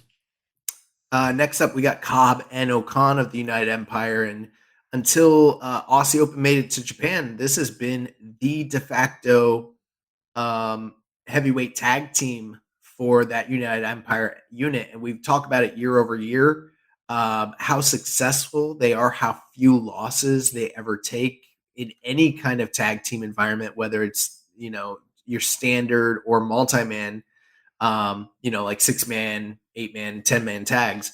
But what kind of separates this year from other years is in the past, they've just been guys that they throw on there and they run through everybody, but they're never really in that title picture. But this year, not only did they win the title and hold the titles, they won it multiple times throughout the year and really did establish themselves as like the premier tag team in the heavyweight division of New Japan for a good portion of the year. And the only times they dropped the belts were in multi-man situations where they themselves were not taking the pinfalls. It happened twice this year. And they ultimately were really gearing up for a major match between themselves and the new champions FTR, which of course they did come up on the short end back at Battle Autumn. But that match itself was also fantastic. So yeah, for me, Cobb and O-Khan has been just like, they're the premier team in New Japan when it comes to heavyweights this year. Yeah, I don't have too much more to add to that. I mean, they've been super dominant. New Japan's done a great job of protecting them. Great O-Khan has gotten over organically with the domestic crowd and even starting with the Western audience too. And I feel like, they're a great tag team, but also you have Aussie Open now is kind of taking over as the main tag team for the unit. But Cobb and O-Khan definitely put that work in, and they're a fun team, and I hope we will continue to see them team up, even though they're kind of shifting more towards Aussie Open being the main team. Finally, we got 6 or 9, and this is kind of the unlikely duo of Master Wato and Ryosuke Taguchi. And this is a team that kind of was always sort of like laughed at and treated as kind of like a sideshow, or not sideshow, but sort of like an underdog sort of team. And they've really been able to come together, put the puzzle pieces together, and find a lot of success this year. And we're able to gain the IWGP Junior Tag Team titles, and which resulted in Master Wato getting his first ever gold in New Japan Pro Wrestling. Yeah, and Taguchi does do a lot of haha, but I really felt like with 6 or 9, there was a lot of really good matches that they had. A lot against Catch 2-2 and a couple other teams, and you mentioned it's Wato's first title run. They're junior tag champs going into this grading period and having some defenses there, and they're doing their thing. Actually, they're not teaming right now, that's right. But they're kind of broken up, and it's. I'm wondering if we're going to see them paired up again or not. Yeah, but yeah, they were in a junior team last year too as well. So yeah, obviously I think being junior tag champs, having a really good year, Wato winning his first title, some great defenses, great title challenges. They had rematches against Catch 2-2. I think they deserve to be on here with all these other teams. This holiday season, Peloton's got a gift for you. Get up to $200 off accessories with the purchase of a Peloton bike, Bike Plus, or Tread. And take your workout to the next level with accessories like non-slip grip dumbbells, a heart rate monitor, cycling shoes, and more. Peloton, motivation that moves you. This limited time offer ends December 25th. Visit onepeloton.com to learn more. All access membership separate. Offer ends December 25th. Cannot be combined with other offers. See additional terms at onepeloton.com. You're a holiday powerhouse. You host the dinners, shovel neighbors' sidewalks, and make everything from scratch. You definitely don't need help making the holidays happen. But Dunkin's Holiday Blend Coffee? A warmy medium roast complete with sweet notes of dried fruit and molasses. Or a cranberry orange muffin made with real cranberries just might convince you a little help never hurt. Especially the hot caffeinated kind. America runs on Dunkin'. Price and participation may vary. Limited time offer. Terms apply. Great. Well, let's move on to the next category. We have the Karl Gotch Strong Style Award. And this is that award which is usually awarded to the individual that just exudes violence and precision, whether it be excellence on the mat with their technical acumen and their catch-as-catch-can stylings of tying people into knots and working submission holds and getting impressive pinfalls, but more importantly, the violent aspect of striking headbutts, knees, elbows, big suplexes, the type of fighting and wrestling that we all love and we associate with the strong style brand of New Japan Pro Wrestling. And without further ado, the nominees this year are Tomohiro Ishii, The Great Okan, Filthy Tom Lawler, Ren Narita, the Dragon Shingo Takagi, and finally, Zack Sabre Jr. Yeah, really tight list here of nominees for this award, and these are, the strongest of the strong here. These are the guys that went out here night after night. They were the ones that were throwing those big, heavy forearms, like you mentioned. A lot of these guys bled a lot of their matches. Ren Narita had several matches, the Juice Robinson match, the Jay Lethal match here in Tampa. Narita was bleeding all over the place this year and just having some really hard hitting matchup. But all these guys, they're throwing big bombs, they're throwing lariats and chops, heavy hits. And, Zack Sabre Jr., he's the guy that kind of really shows that original Karl Gotch definition of strong style. Like you mentioned, he's getting people in the submission holds, in the octopus, in the Clarky Cat, and all these other weird random names. But he's tying and stretching and putting people in these really painful submission holds. And also with him putting on some muscle mass, he also has increased the striking. He's been doing more European uppercuts, more boots, and more chops. So he's been including some of that hard-hitting strong style as well as a mix with the submission game. Yeah, I mean, this is a list of guys. It's no surprise that these are either going to be your most legit shooter-style wrestlers or the guys that are just so crazy that they don't give a fuck. They're going to go out there, they're going to put their bodies on the line and hit you as hard as they give as much as they get, like your Tomohiro Ishii's. And for our money, these are the ones that we felt most exuded that spirit. This is a little different because we don't necessarily recap the year when it comes to like, all right, this is what they did that defined their strong style. I mean, it's on the screen. You see it, you feel it, and you hear it. And for me, like, there's definitely other guys in the company, like your Hanares, your Gotos, your Taichis that could be, a Nagata, Suzuki, guys that definitely deserve to be here. But when we looked at the body of work, we looked at the list of great violent conflicts and, the display that was on, the violence that they put on display, we had to basically say these guys this year were a class above Ishii, Okan, Lawler, Narita, Shingo, and Zack. And I don't know. I mean, the one thing I will say before we go is like, Ishii has many times over been the guy that wins this, and he's had a lot of fantastic matches, so it wouldn't shock me at all if he is the one that wins it. But there's some fresh blood here between Tom Lawler and Narita and Okan that I feel like they're going to give him a run for his money. Yeah, and Shingo has been another favorite in these awards as well in this That's category. True. It's usually him and Ishii. They're kind of neck and neck, but like you mentioned, yeah, Narita's going to give them a run for the money. Filthy Tom Lawler, if you guys haven't been watching him on Strong, I mean, watch some of his matches. Watch the Fred Rosser match. Oh, my God. Trying to think about some other matches that he had this year. The Clark Connors match. Homicide match. Yeah, the Homicide match. The Ishii match. Yeah, he's had a lot of hard-hitting matches. And Tom's kind of like Zack, too, a guy that kind of mixes in the strikes and the submissions. So yeah, this is gonna be another one. I think it's gonna be a very interesting one to watch as well. Yeah, absolutely. So let's take a look at a feud of the year. Got several feuds here. So we have the feud between Kazuchika Okada and Tetsuya Naito. The feud with the Guerrillas of Destiny versus Bullet Club. So that encompasses, the whole Tama Tonga and Tangaloa getting kicked out of Bullet Club and the whole rivalry with Jay White.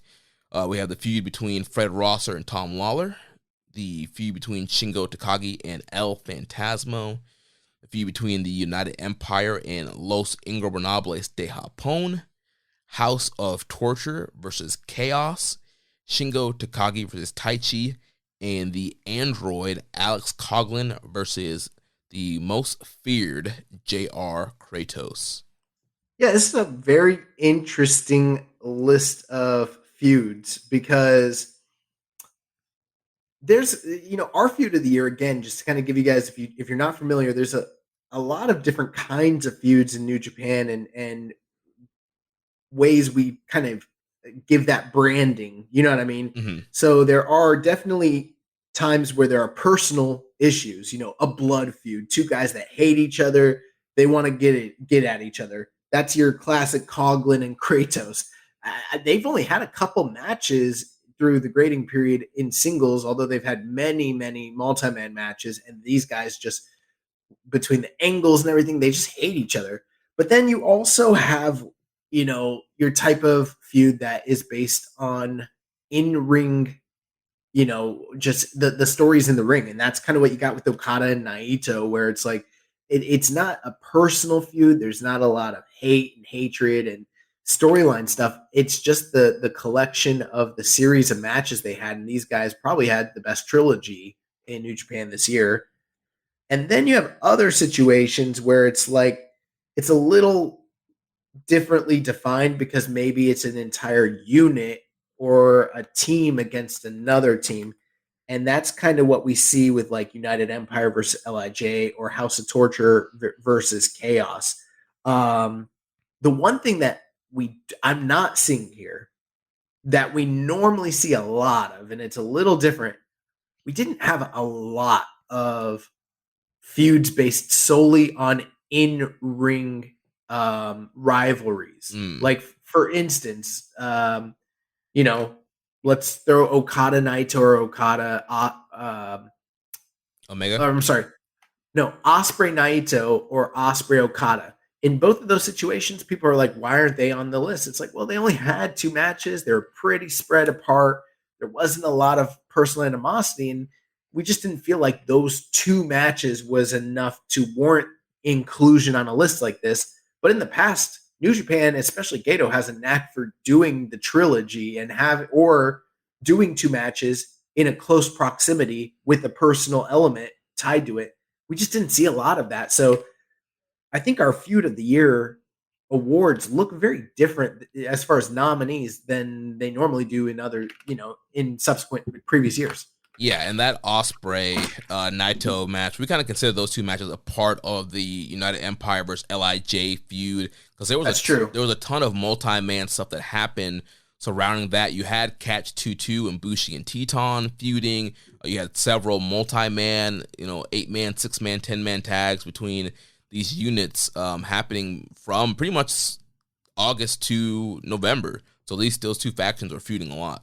A lot of title feuds, a lot of just different programs, like top to bottom, whether it was Osprey versus Naito, whether it was Catch 2-2 versus LIJ, the junior team. There was a lot of multi-man tag teams that were just kind of all throughout those tours going on. Yeah.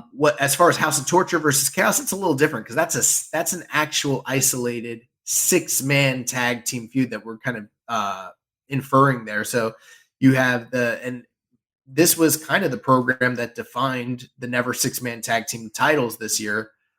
We had a couple different versions of the Chaos 6-man tag team that faced off in numerous different stipulations and matches throughout the year, with the primary group from House of Torture, which was like Sho, Evil, and Yujiro.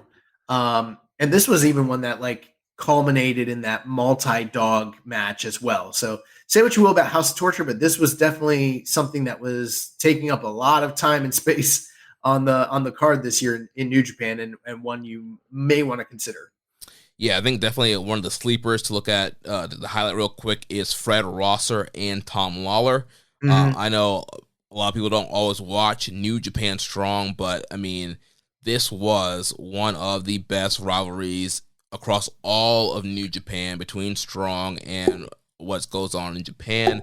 And these guys, it was very personal. I mean, you had the whole angle with Tom making Fred shave his own head in order to get one more match with him, and just the hatred and just how physically intense that their matches have been, especially the title change match where Fred won the title from Filthy Tom. This was a very hard-hitting, really heated personal rivalry. One of my favorite. In fact, I think that's going to beg to question how successful some of these New Japan of America feuds could be, because for my money, I think Fred Rosser and Lawler is maybe one of, if not the most hate-filled thing I saw all year in wrestling. Coughlin and Kratos hate each other and can't do enough to try and get their hands on one another. And it is going to be a wonder how that's going to perform against something that's a little bit more high profile, like, say, GOD and their conversion to Hantai, and, Tama Tonga's revenge storyline against Jay White, and it's going to be very interesting to see how those two things play out against one another, because I'm wondering, are there enough eyes and awareness on some of these New Japan of America things, Yeah.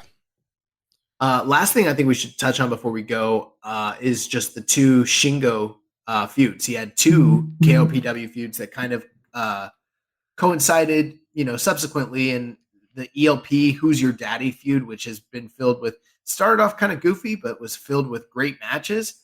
Kind of the same thing. Shingo and Tai Chi, two guys that, were basically made chicken salad out of chicken shit. It was something that you were like, what? Why is Shingo in the KOPW, title picture altogether?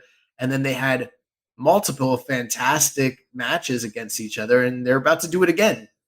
Yeah. Shingo, like I said earlier when we talked about him Wrestle of the Year, he's a guy, no matter where he is on the card or what he's fighting for, he does everything with excellence. And that's what we saw here with the KOPW and these two feuds with Tai Chi and ELP.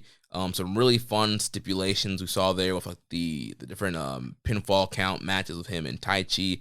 And then over, with ELP, obviously the Who's Your Daddy, which was just a straight up singles match. And that led into the match, the New York City street fight that they had at the Halloween New Japan of America pay-per-view.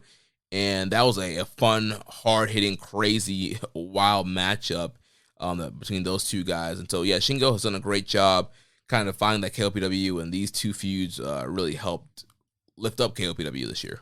The last thing I've got to wonder is, Okada Naito, again, not a personal feud, but one that was rich in history, rich in story, and was three incredible, compelling matches back to back to back. If something like that, just because there's because of how in-ring centric New Japan is and their fan base tastes can be, if that's something that's going to just supersede all of these personal feuds altogether, Yeah. So moving on, we have the Big Van Vader Gaijin of the Year. This award goes to the best foreign talent that comes into New Japan. It has that spirit of old Big Van Vader coming in and wrecking shop in Japan. So who's the fucking man? Who is the man who's not from Japan, but he's in Japan? Who is that guy? We have several great nominees. We have the top dog, Jonah, Filthy Tom Lawler, Will Ospreay, the headbanger, El Phantasmo, Fred Rosser, Zack Sabre Jr., the good bad guy, Tama Tonga, and Switchblade Jay White. I have to wonder, I think a lot of people that vote are longtime listeners and longtime voters, and they kind of know what this award is about. But I do wonder if there's going to be those people that look at this and be like, Big Van Vader, I'm voting for Jonah. Right. Oh man, I mean, yeah, definitely. Jonah is definitely obviously the closest in size and kind of maybe booking style to what a Vader would be booked like coming into Japan. But it's not necessarily all about size. It's just No. this is about the best foreigners. Obviously, it's a Japanese product, so Japanese talent or domestic. It's about the best foreigners coming in, whether they're from the U.S., the U.K., from Australia, New Zealand, wherever they're from, Canada, the best foreigners throughout the whole year, and that's what we have here. So, but yeah, Jonah did have a really good year. Came in, wrecked shop. He was undefeated on New Japan Strong. Came in, had a fun G1, defeated Kazuchika Okada, had the rematch of Declaration of Power, got over huge with the crowd. Crowd was, they were breaking the law, oohing and awing every time he hit that big torpedo splash. Breaking the law. They weren't allowed to cheer, and they're making noise. They were making noise. So definitely a fun year for Jonah. Yeah, when you think of top Gaijins in New Japan, you're going to think of like your Kenny Omegas, your Dynamite Kids, your Eddie Guerreros, guys like that, Big Van Vader. And that's kind of what the spirit of this award is. Now, we've talked, you did a great job there on Jonah. We've talked about Will Ospreay. We've talked about Zack Sabre Jr. and Jay White. I don't feel like we need to spend much more time on them. We've even done, I feel like, a pretty good job on Tom Lawler. But ELP, he's a guy that I'll just throw a little bit of praise on, someone that excelled in both the junior and heavyweight division.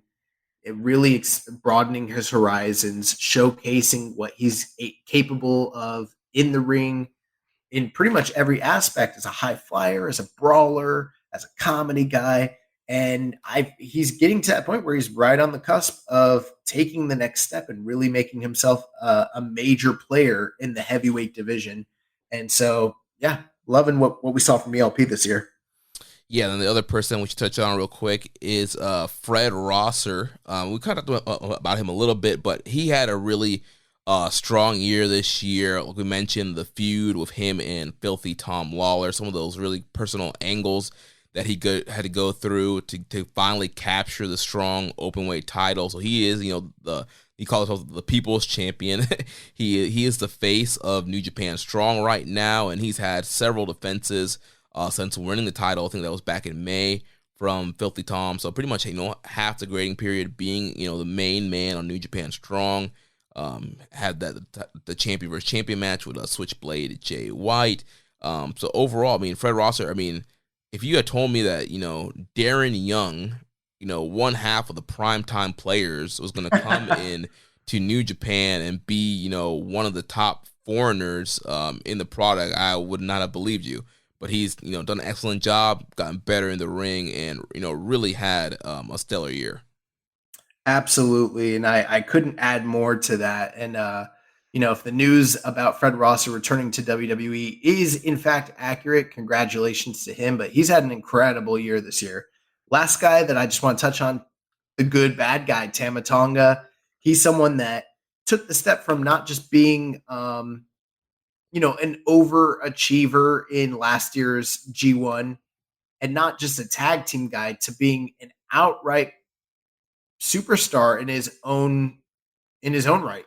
He's someone who, through the storyline with Jay White and the Bullet Club, he got him and his brother and Jado. They got ousted from the Bullet Club in Impact. They came back to Japan. They tried to draw the sides. We thought we were going to get a civil war. It wasn't a civil war whatsoever. They were turned on by every single member of the Bullet Club, including blood, including family. And that lit a fire of rage in the heart and the belly of Tama Tonga. We saw this guy win his first ever openweight title. We saw him win his first block in the G1. We saw him defeat Jay White in singles action, have great standout matches, go out there and kill it with Kazuchika Okada, kill it with Jay White once again, and really just have a standout year. And I think he's someone that maybe people aren't paying as much attention to for this award, but I wouldn't be surprised if you really think about it. He's got a strong candidacy. Yeah, he definitely elevated his stock this year, and he went from that guy where we're like, he has potential, maybe he doesn't, and really showed the potential that he has. And he had a great run this year, the singles, and You know, a lot of people, I think, kind of want him to get that IWGP World title. You know, I think he kind of peaked at the wrong part of the year. So I think he's definitely look out for him for next year in your New Japan Cups and your G1s. I think he is set up now to have a really good year.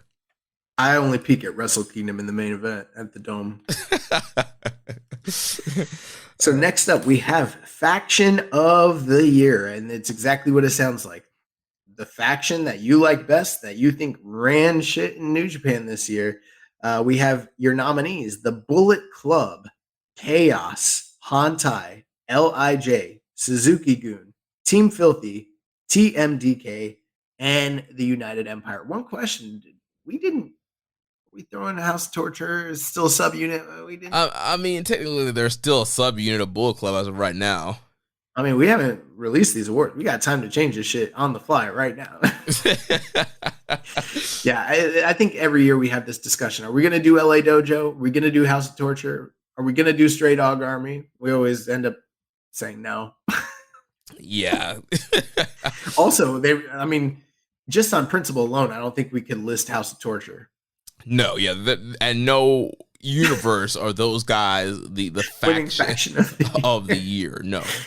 Well, it's a pretty simple thing, though.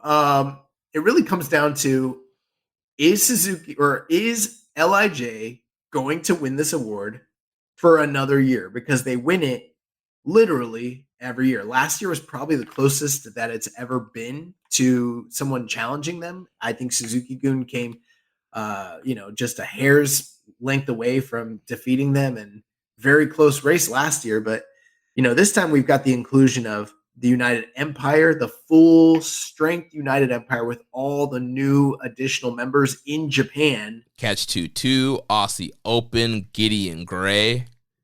Not to mention TMDK, the oldest faction. I don't know if that's true. They might not be older than Suzuki-gun, but they're pretty close.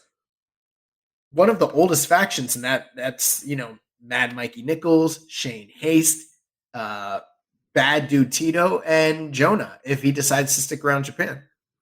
Yeah, and so they came in and reformed and had a big impact on New Japan Strong. And then you had Bad Dude Tito and Jonah coming over to Japan. Also, I guess Haste was there too with those guys as well. And now obviously Haste and Nichols are in the World Tag League. But yeah, TMDK has established himself once again as a faction, as a unit. And they've been kind of doing great stuff in both Strong and in Japan. Yeah. And I mean, you got your old favorites, Bullet Club, Chaos, Hantai, Suzuki-gun. They're here. Every single one of these groups had champions, had great stories, had great reigns. It's really just going to come down to you taking a look at the year and feeling like, in my opinion, who ran shit? Like, who is the defining face of New Japan Pro Wrestling? And year over year, it's always LIJ. But I'm going to tell you, Jeremy. I think it's time to put the crowns up. I think this is the first year where I feel actually confident they're not winning this award. Yeah. I don't know. I think United Empire is going to have a really strong case. That's the group that I'm thinking is going to win as well, just based on how much gold, how much success, how many great matches they've had, and the popularity. But then again, it's a Gaijin group. That's true. I mean, they got Ocon in there, though. That's true. And also, Will Ospreay is their leader, and a lot of people like Will Ospreay. Right. So that's gonna be one to see. But we'll have to wait and see how this one plays out. Yeah. So then we got most improved, and obviously this is going to the wrestler or team or act that we feel has been most improved. And now, again, similar to other categories, there's kind of multiple ways you can kind of look at this, but usually it could be, most improved in ring, most improved in a kayfabe standing, like maybe they were, an opener kind of guy, and they advanced up to a main event. Maybe they improved in promos. There's different areas that people could have improved in. I feel like a majority of the nominees here, a lot of it is focused in on the in-ring. So our nominees, we have the Wild Rhino, Clark Connors, the Rebel, David Finlay, the Ultimate Weapon, Aaron Henare, Hikuleo, the Jet, Kevin Knight, Fred Rosser, Tamatonga, and Master Wato. Yeah, this is one of my favorite categories that we do because, you can nominate your wrestlers of the year, your strong style guys, but it's really great to kind of give recognition to those that further their game or elevated their stock within the company itself. And that's what I feel like it's a combination of all those things for almost every single one of these guys. We talked a lot earlier during Junior of the Year about Clark Connors and the advancements and improvements that he's made, but he really is a guy that went from being like this junior dojo guy to kind of being a player now. Even in May he wasn't a player, but now it's starting to feel like he's really on the cusp of being an actual player in the junior division. So a lot, and then plus just not only that, but like the growth in the ring from a character standpoint, the facials, everything. Yeah, just a really great year. David Finley, he's a guy that we beat the drum about. He needs to show us something. And I think this year he finally did. When you show us something. Yeah, with the G1 and the match with Ospreay at Battle Autumn. Like, he really showed a ton of fire there. I think he improved on the promos and definitely, just showed that fire and definitely improved in ring. Yeah, I want to see the follow up from that Ospreay match from him, from Battle Autumn, and see how he's going to capitalize on the momentum he gained during the G1. But I got to tell you, I wouldn't be surprised if Dave Finley is the guy that takes this award this year, which really is saying something. And he did improve a lot in so many different ways, but the matches he put on this year were fantastic. Aaron Henare, another guy who could have easily been lost in the shuffle and has been, and we've talked about how he's been misused, throughout the years and not given the right opportunities. And suddenly, like, he's another guy that, like, the striking that he's kind of worked into his game and the physique that he's gained from his outside endeavors, and he was even gracious enough to share his workout routine with us here on the show, which is pretty cool. But Aaron Henare, like, he was a guy that was right on the cusp of being a strong style wrestler of the year candidate. We didn't feel he quite had the body of work to qualify for that, but he's someone that every time he's in the ring, I'm always impressed. I'm always entertained. He's always beating somebody's ass and doing cool, inventive stuff. Like, we've always been Henare fans, but like, there's a couple of years here where it was like he was just kind of at one level, and I really feel like he took the step up this year. Yeah, definitely. He had that time off when he was doing the Muay Thai training, and he incorporated a lot of that Muay Thai into his game there, and really helped improve him with his presentation now as the ultimate weapon in the United Empire. Next up, we got Hikuleo, who took a step up in kayfabe and is now on the cusp of winning the Never title. And there was the whole storyline: would he stay with Bullet Club? Would he join his brothers in GOD?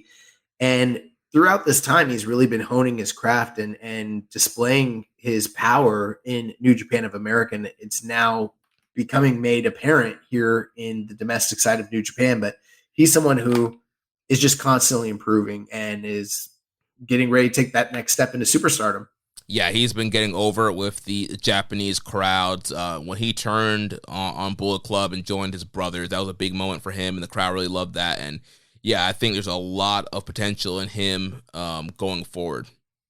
Kevin Knight was a young lion all throughout the grading period. Obviously, he just got his graduation and his gimmick, but that is going to fall into next year's grading period. But the momentum was there, and the improvement in ring, as well as just the I forget what the word is, but the potential, it's been on display all year long. Yeah, and people might argue, oh, why not DKC too, or why'd you pick Kevin Knight over DKC? And I love DKC. I think he's been doing really well too, but Kevin Knight has been in the LA Dojo a shorter time than the DKC, and I feel like he just improved rapidly. I mean, his athleticism is insane. That drop kick, his vertical leap, his charisma and his energy and style. I mean, I think he's just progressed so fast in such a short time. I mean, I know the graduation counts for next year, but he graduated before DKC. So I mean, he has a lot of great skills and tools, and really stepped it up from the previous year where it was like, all right, who is this Kevin Knight guy, and what's he all about? And then he comes in and just absolutely kills it. Fred Rosser, a guy who a couple years ago we didn't want to see in New Japan, and now not only is he the face of New Japan of America, he's the champion as well, and someone that has made believers out of this show. Yeah, definitely. Tama Tonga, I think we kind of really highlighted him already and why he is here and just his advancements, kayfabe-wise and in-ring and promo. And then Master Wata, we kind of talked about earlier too with 6 or 9 really helped elevate him and I think really hone his in-ring game. There was a lot of lack of confidence and botching some of maneuvers, and I really feel like he's tightened some of that up. Yeah, he's tightened it up. He's gained confidence, not just as a tag, but as singles too. Yeah. So next up, we have New Japan of America's MVP, and it's exactly what it sounds like. The most valuable player, the person that really set the tone and defined what New Japan of America was stood for. And so your nominees here, we have Clark Connors, Jonah, Tomohiro Ishii, Tom Lawler, Ren Narita, Aussie Open, Will Ospreay, Fred Rosser, Minoru Suzuki, and Jay White. And before I kick it over to you, Jeremy, the one thing you'll kind of notice here is you got your New Japan of America mainstays, the people that you're used to seeing on this brand, whether it's Clark Connors or Jonah or Tom Lawler, Ren Narita, Aussie Open, Fred Rosser, guys like that, the people that you associate with the brand if you're watching it. Then you kind of have your outsiders, your more domestic stars like Tomohiro Ishii, Will Ospreay, Minoru Suzuki, and Jay White.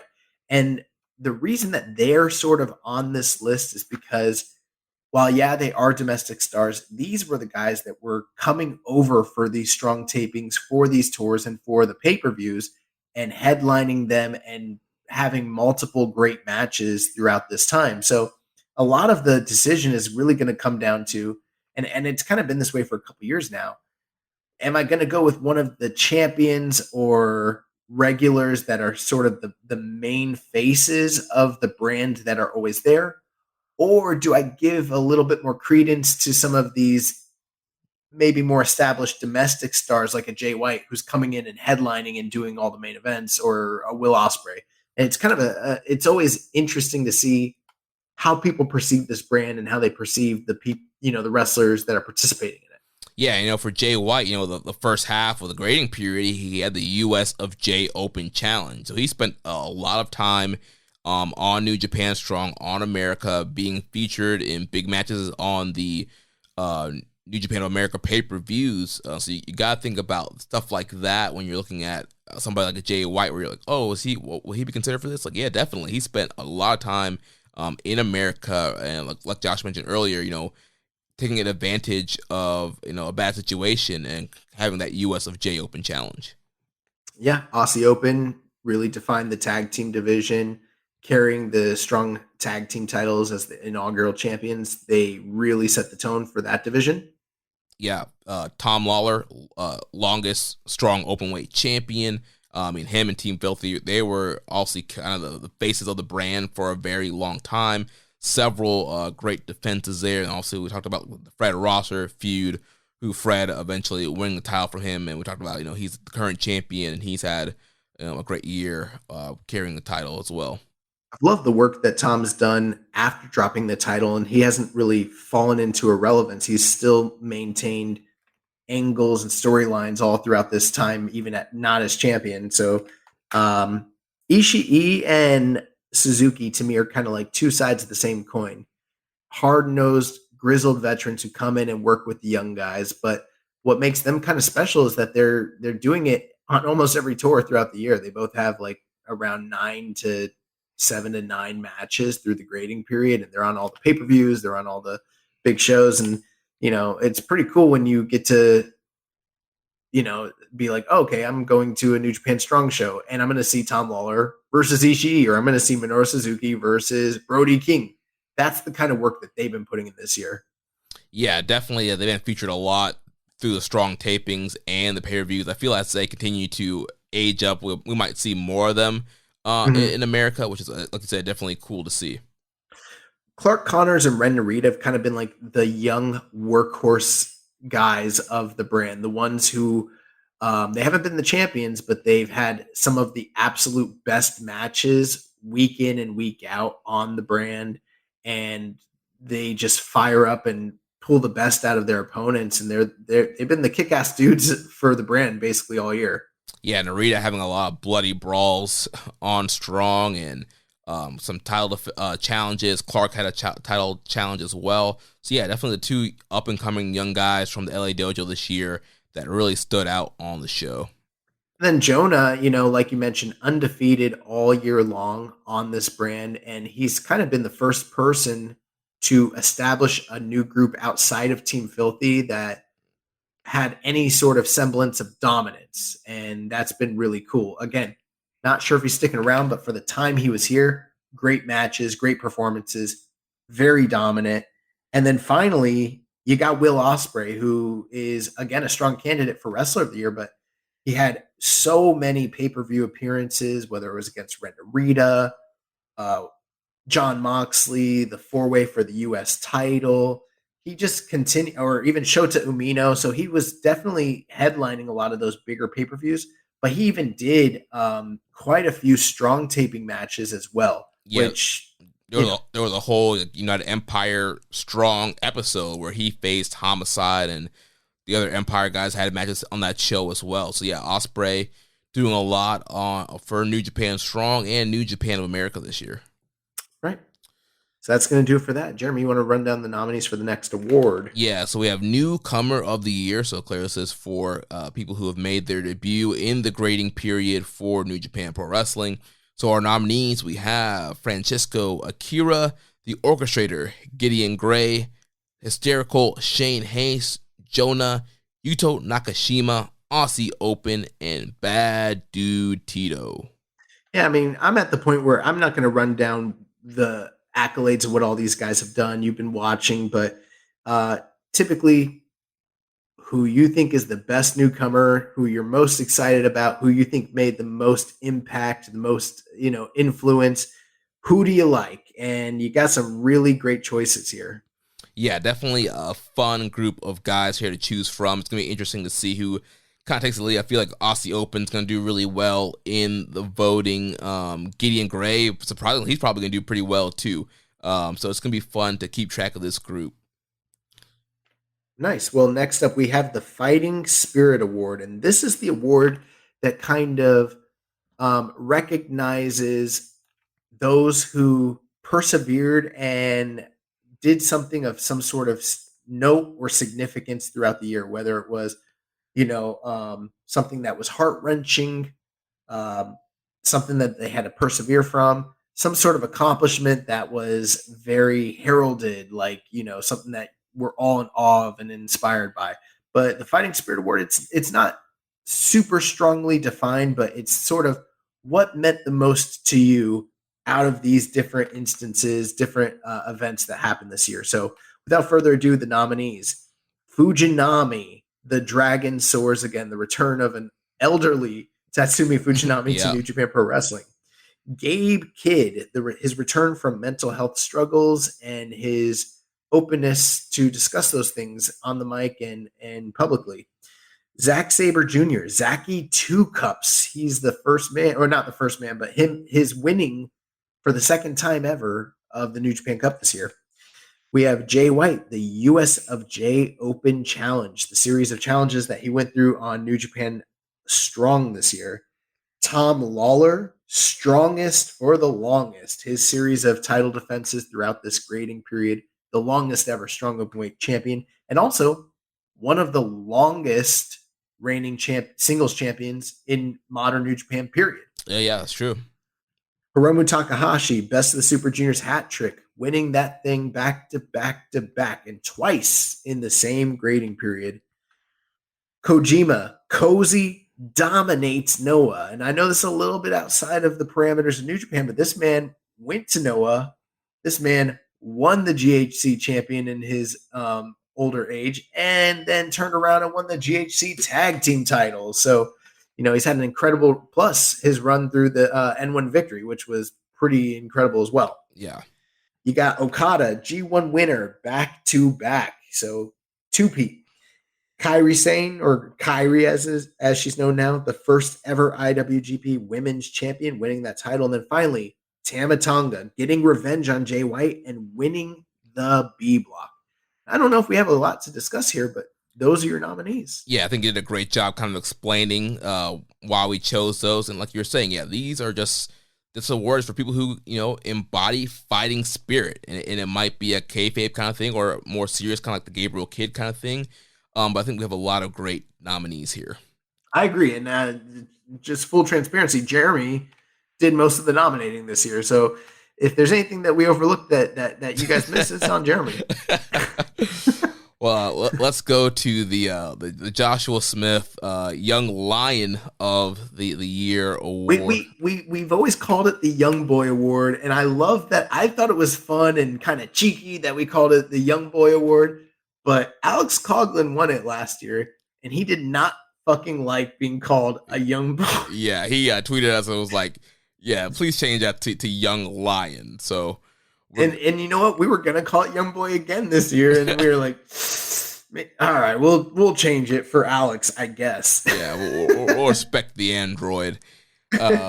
So the nominees for the Young Lion of the Year, we have the DKC, Kosei Fujita, the Jet Kevin Knight, Yuto Nakashima, and Ryo Oiwa. So obviously these are the guys that are currently Young Lions, the best of the crop there. I guess pretty much the only of the crop, but these are Young Lions that are in the grading period, and all really great candidates here to check out and vote for. Yeah, I mean, Fujita and Oiwa had just recently joined the roster shortly before this year's awards. Like they hadn't done too many tours, so they're still kind of in their early stages as Young Lions. Kind of the same thing with Yuto Nakashima as well. And then you got DKC and Kevin Knight coming out of the LA Dojo, who are a lot more seasoned and have more experience than those three guys. And it is going to be interesting to see, because even though DKC and Kevin Knight have been around longer and maybe are more well known to some degree to certain sections of the audience, the fact that Fujita, Nakashima, and Oiwa are on the domestic product and doing all those openers, there's probably a whole larger section of the audience that's more familiar with them. And a lot of your favorites, like your Yumoras, your Sujis, your Naritas, all those guys, they're kind of graduated or gone on to their excursion. So this is kind of a fresher batch of Young Lions to choose from for this year's award. And even like the LA Dojo crew, like your Fredericks and Connors and Coughlin and Gabriel Kidd, all those guys are gone. Yeah, so this was one that I think is more open. I'll just tell you, Jeremy, for me, I'm an Oiwa guy.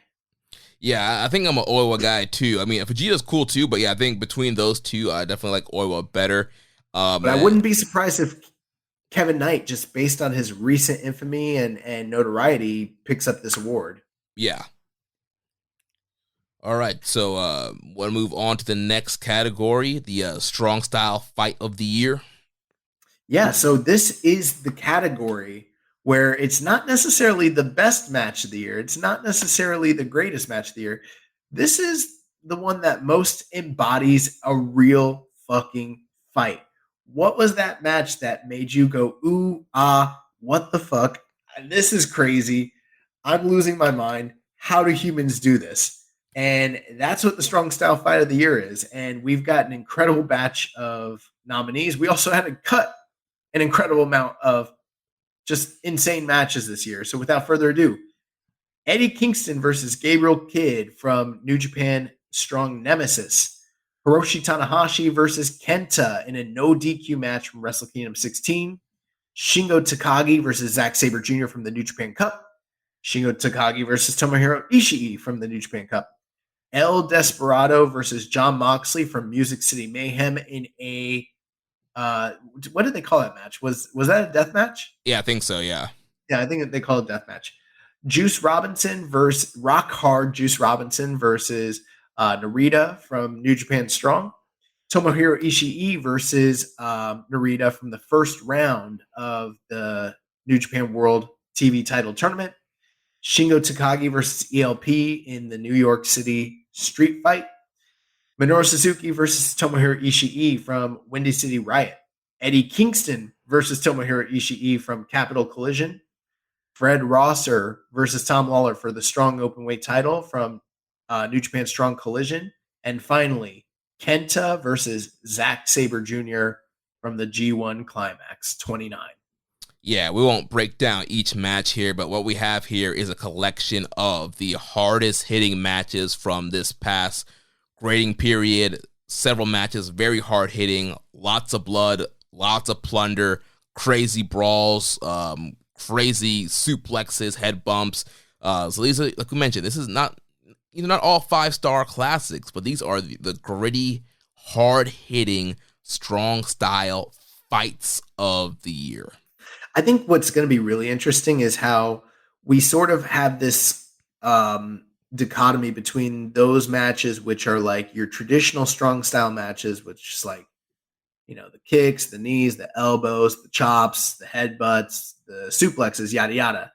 Then you have your plunder matches, which we don't see a lot of those in New Japan, but with the inclusion of Strong and the New Japan of America, and also kind of opening up some of that forbidden door, it's sort of created an environment where we're seeing more and more of your weapons-based matches in New Japan as a whole. And we've got at least like 3 of those on this list that are gimmick-based. Yeah. And it's going to be interesting to see how people kind of define what they think is the fight of the year between those 2 types of matches. Yeah, I think the thing too with those gimmick-based matches, I think they were all used appropriately in kind of like blood feuds, serious feuds. They were used for progressed feuds and angles. They weren't just kind of random. Oh, let's do a no DQ just because. Like these guys all had feuds that led up to the moment for them to have some of these big matchups.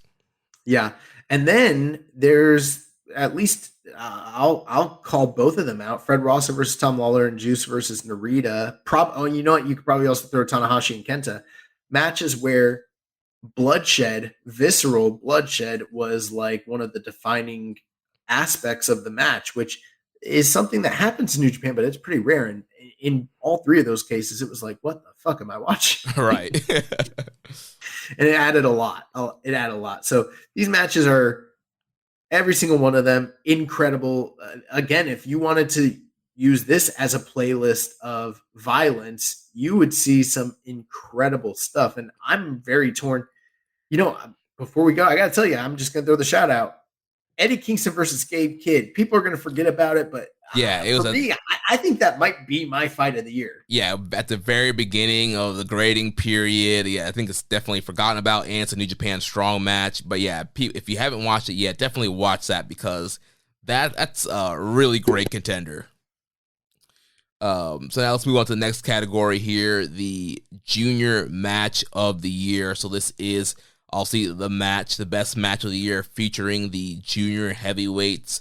So our nominees, and of course, like we mentioned earlier, the grading period starts in November. So this does include last year's Best of the Super Juniors, which was in that weird time slot in the winter. So we have El Desperado versus Hiromu Takahashi from Best of Super Juniors 28. Hiromu Takahashi versus Robbie Eagles from Best of Super Juniors 28. Hiromu Takahashi versus Yo from Best of the Super Juniors 28. Hiromu Takahashi versus Taiji Ishimori from Best of the Super Juniors 28. El Phantasmo versus Robbie Eagles from Best of Super Juniors 29. El Desperado versus Robbie Eagles from Best of Super Juniors 29. El Desperado versus Hiromu Takahashi from Best of Super Juniors 29. Hiromu Takahashi versus Yo from Best of Super Juniors 29. El Desperado versus El Lindaman from Best of the Super Juniors 29. And Hiromu Takahashi versus Taiji Ishimori from New Japan Road. Yeah, a lot of great junior matches just across the board throughout the year, but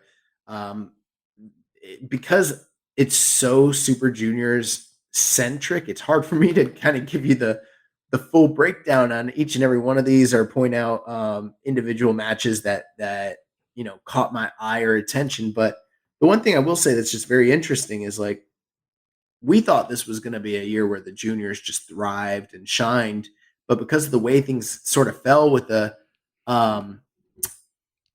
calendar and everything like that, with the 50th anniversary, there's only one non-Super Juniors match that made this list, and that's Hiromu and Ishimori at New Japan Road for the junior title. Everything else is within the confines of Super Juniors 28 and 29, and that may hurt or help whatever match ends up getting the nod. It might be a situation where there's one or two matches from those tournaments that everybody remembers and sort of gets that acclaim and gets the votes, or it might be a situation where they all sort of blend into each other and something that's very deserving might not get the recognition it should get. Yeah, like we were mentioning earlier with Taiji Ishimori, I still don't feel like he had a strong year at all with defenses of the junior title. So, only one of his defenses is on here, the match with Hiromu. So the junior title was not really highlighted this year at all. I mean, like you mentioned, both tournament matches, both 28 and 29 Super Juniors featured a lot here, but not a ton of junior title matches featured. Not even the Tokyo Dome junior title match is featured here. Yeah, I mean, the Hiromu versus Desperado match from Super Juniors 28 from a month or two prior is actually, in my opinion, better than the match that they ended up having in the Tokyo Dome. Right. But overall, even though there's a lack of title matches, still a ton of great tournament matches here.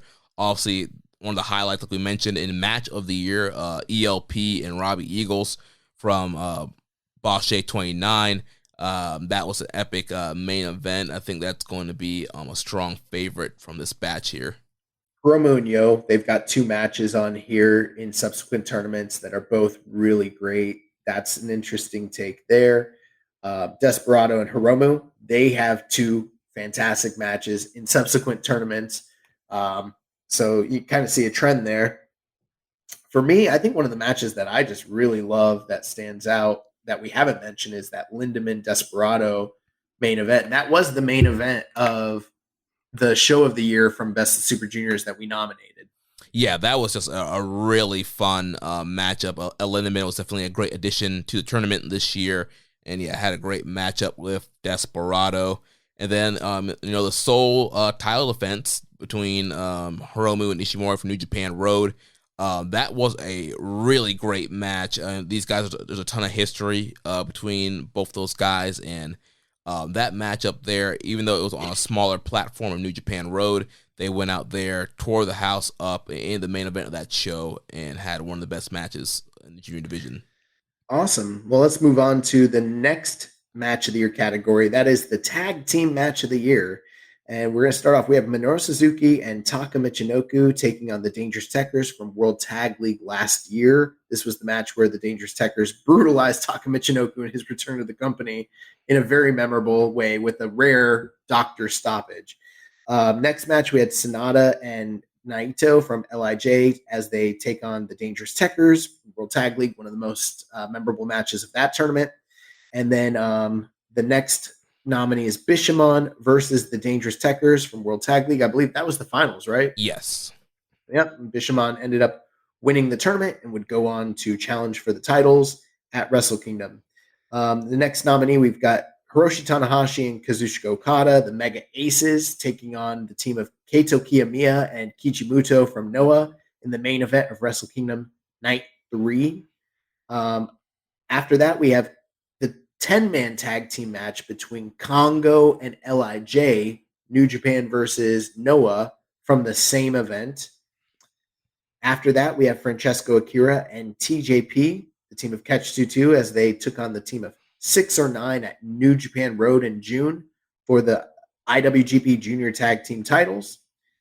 FTR versus Aussie Open for the IWGP Heavyweight Tag Team titles at Royal Quest Night 1.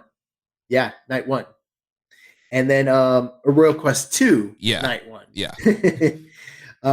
After that, we have the nominee of Desperado and Master Wato taking on Hiromu and Ishimori at Battle Autumn. What was the name of that match? It was the incredible tag match. Incredible tag match. I like to call it the Strange Bedfellows match. Can they coexist tag match? And that one was really fun. And then after that, we have the match between Tanahashi, Okada, and Tatsumi Fujinami as they take on the team of Minoru Suzuki, Yoshiaki Fujiwara, and Zack Sabre Jr. from the anniversary event. And then finally, from the Forbidden Door, the team of Minoru Suzuki, Chris Jericho, and Sammy Guevara as they took on the team of Eddie Kingston, Shota Umino, and Wheeler Yuta. So yeah, this was a category that I believe we introduced last year to really highlight some of the tag team action that's been going on in New Japan. And New Japan not really known for its tag division all the time, but we've seen an increase in great tag matches over the years. And you look at the nominees here, we have a great mix of stuff. You have some. This is our third year. Oh, third year. Okay, for some reason I thought this was a newer category. It happened in 2020, the year we all tried to forget. Okay, so it's been going for a while, but I think we still have an interesting group of matches here. You have some 6-man tags, you have a 10-man tag, that Congo LIJ. You have the Noah tag match with Mega Aces versus Kiyomiya and Muto. We got some great World Tag League matches from last year's World Tag League. And also the Forbidden Door 6-way with Suzuki and Jazz against Friends of Mox. So yeah, just a lot of really great different matchups, different style teams here. So yeah. I think there's something here for everybody. So depending on who your favorite teams were or what your favorite matches were, there's a lot to choose from here.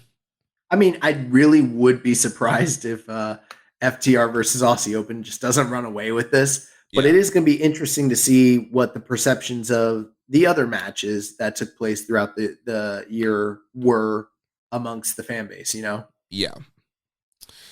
So moving on to the last match of the year category, it is the Excursion match of the year. So as you know, if you're a longtime listener, this is a category where we track New Japan wrestlers, the matches that they have outside of New Japan. So we have a great list here from several different promotions. So we have our first nominee is El Desperado versus Jun Kasai from JTO. We have Will Ospreay versus Michael Oku from Rev Pro in January. Tomohiro Ishii versus Josh Alexander from Impact in May. Aussie Open versus Velocities from Rev Pro in May. Will Ospreay versus Ricky Knight Jr. from Rev Pro in August. Will Ospreay versus Speedball Mike Bailey from Rev Pro in August. Jon Moxley versus Filthy Tom Lawler from Defy in April.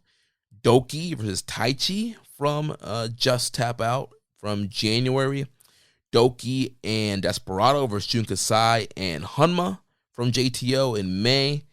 The Elite, Kenny Omega and the Young Bucks versus the United Empire team of Will Ospreay and Aussie Open from AEW in August. The United Empire team, Aussie Open and Will Ospreay versus Death Triangle, Pac and Lucha Bros, also from AEW in August. And then Francisco Akira versus Gabriel Kidd from Rev Pro in January.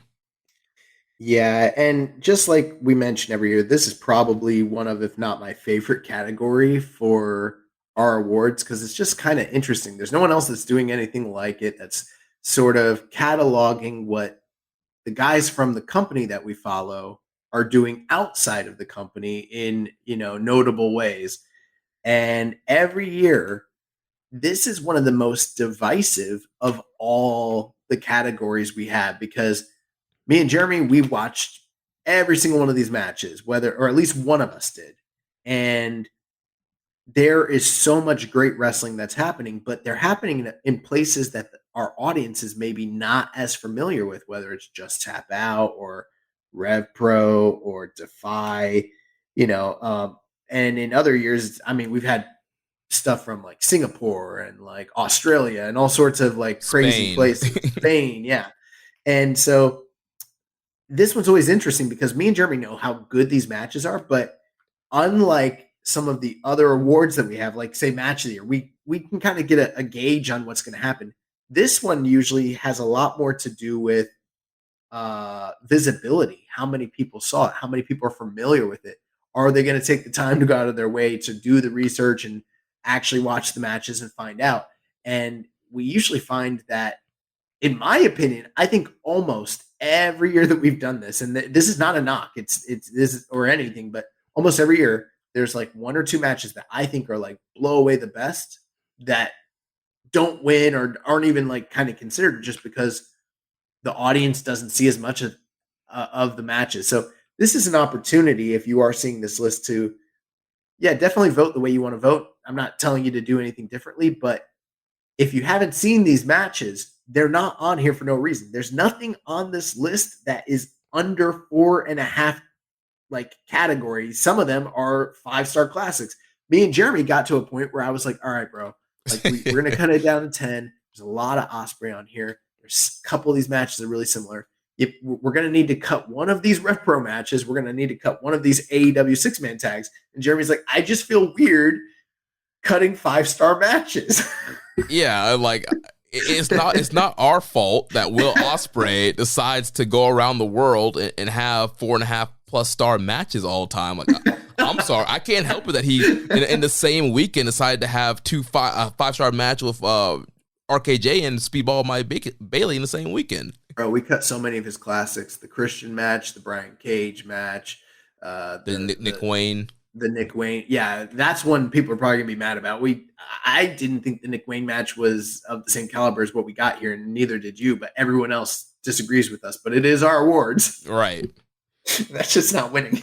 And the good thing is, a lot of this stuff is on New Japan World now. Just due That's to true. A lot of the partnerships, like the Rev Pro partnership and the AEW partnership, so you can check out some of those matches, and Impact as well. So a lot of those matches you can check out on NJPW World, and then the other stuff is pretty easy to find as well. So a really great collection here, and even though there is a ton of Ospreay on here, I still feel like we have a great variety from different promotions and different guys. Doki getting a lot of love here. Desperado getting a lot of love. Yeah, Despy, Tom Lawler. We got Gabe Kidd and Akira on here. So Josh Alexander, Ishii. There's a lot of great guys represented from different promotions. And Aussie Open versus Velocities, which might actually be the best Aussie Open tag match that's on this list. Hint, hint. I'm telling you, it's better than FTR. No, and that's not cap. And that's not a slight, because both of these matches are incredible. But if you haven't seen Aussie Open versus Velocities, it's on YouTube for free. You should go watch that. Yeah. When we were at Jeremy's what is it called? The before the wedding dinner? Oh, the rehearsal dinner. We're at the rehearsal dinner, and I met Jeremy's father-in-law now for the first time, and he's like, I watched that match you recommended, Aussie Open versus Velocities, and I was like, what? It's so crazy. And he's like, yeah, it's really good. And I'm like, yeah, it's really, really. Did you see that match, Jeremy? Yeah, I did, yeah. Oh, so amazing. Good. Everything on this, bro, we got to a point where I was like, maybe we should cut Doki, Desperado, and Jun Kasai and Hanma. I was like, there's already a lot of deathmatch here. And you're like, that's a crazy match. I don't know. We can't cut it. Yeah, man. I'm like, this is supposed to be the best Excursion match of the year. And I feel like that's what we got here. I mean, I'm sorry. I mean, Despy and Ospreay, those guys put the work in, and they have a great body of work. Some of the best Excursion stuff of the year. I will say this before we go. In the past, because of how prolific his outside work is, Will Ospreay has kind of got snubbed on occasion for this award. This year, he's got 5 matches that are all pretty accessible, pretty well known, and pretty high profile. How do you think that's going to split the vote? Because I'm thinking it will. In fact, in my opinion, this is just my opinion, I think the Oku match is the best match of all of them, and Dave gave it 5 stars, and I think it's the highest rated on Cage Match. But it was in January, and I also feel like recency bias might come into play here, and I don't know how many. That feels like a lifetime ago. I don't know if anyone remembers that match. Right. I think the both of the trios matches from AEW, those are going to split votes because people kind of argue which one of those they like better. I think the RKJ and Speedball matches that happened the same weekend, I think both those matches will split votes just because of how much some people like the Bailey match better, some people like the RKJ match better. So yeah, I feel like both of those are going to take a lot of votes. And then yeah, I think the Oku match is going to be, unfortunately, the one that kind of gets left out in the cold because yeah, it did happen in January. I know Ospreay has tweeted about it recently and trying to kind of bring it back to people's minds, but yeah, if you don't remember or have forgotten, haven't watched it, that could be on the back of your mind. So I think that match is on one of them on New Japan World. So definitely go back and check that match out. And two last matches we should just talk about because I don't want them to be overlooked. Moxley versus Lawler from Defy fucking rules. Yes, bloody. It's so bloody. Violent brawl. In fact, I think that's Tom Lawler's best match that I've ever seen. Yeah, I agree. The other one, Francesco Akira versus Gabriel Kidd, before Francesco Akira was even in the company. Yes, love that That's match. incredible. Super hard hitting out. Yeah, that was one of Very violent. Gabe Kidd's standout matches this whole year. Yeah, guys, every single match on this list you need to see. I don't know who's winning this one. I literally don't know. Most years, I usually feel like most years, either like a high-end Rev Pro or AEW match usually is going to, or like the All-In match with Kenny and Pentagon, that one year. Mm-hmm. But this year, there's not that one clear cut. Actually, you know what? I'll tell you what I think is going to win. I think Desperado and Jun Kasai is going to get the nod. Or it's going to be a situation where like that and one of the Will Ospreay matches are like neck and neck, and I'm going to be pissed if. Well, I'm not going to be pissed if any of these matches win, but like I kind of got this like soft spot for Jun Kasai and Desperado because it's so incredible. Yeah. Well, with that, we only have 2 categories left, so let's run through these. You want to take the angle of the year? Yeah, so this is the in-ring angle of the year. We have Shibata calling an audible at Wrestle Kingdom 16, Night 1, deciding to work a real wrestling match. The next nominee, Noah invades NJPW at Wrestle Kingdom 16, Night 2. After that, we've got Tom Lawler forcing Fred Rosser to shave his own head on New Japan Strong. Fourth nominee, Tama Tonga becomes a real good guy. He aligns with Hantai, throws on the Lion Mark shirt, and the crowd goes crazy. After that, we got Juice shocking and working the world by joining Bullet Club. Everybody thought he was done. This man was not done, and he's evil. After that, we got Shibata saving Orange Cassidy at the Forbidden Door. Nobody expected to hear that. Kushida returns and challenges Ishimori, which seemed like a really big deal when it happened. It did, yeah. Hikuleo chooses blood over the Bullet Club, and he lays the smackdown on Jay White. After that, we have the Roughneck returns. Shota Umino comes out and attacks the United Empire, challenges for the U.S. title. And finally, we have the showdown. Kenny Omega shows up on the video screen and challenges Will Ospreay to a match at Wrestle Kingdom for the U.S. title.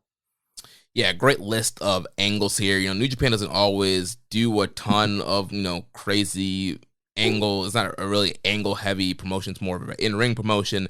But there were a lot of really great angles that happened this year. We got them all listed here. I feel like probably the Omega Ospreay one's probably gonna get a lot of love just for the magnitude of that match, and also probably like one of the last angles of this grading period that happened. But overall, I think we have a great list here, and definitely go back and rewatch some if you don't remember. But yeah, I'm curious to see. I think Omega Ospreay will probably be one of the ones that win, but I think some of the other ones is going to be interesting to see how people. It's going to be interesting because some of them were delivered so well, but the follow-ups weren't as strong as they could be, and some of them maybe weren't delivered that well, but the follow-ups in hindsight made them stronger than they were initially. Yeah.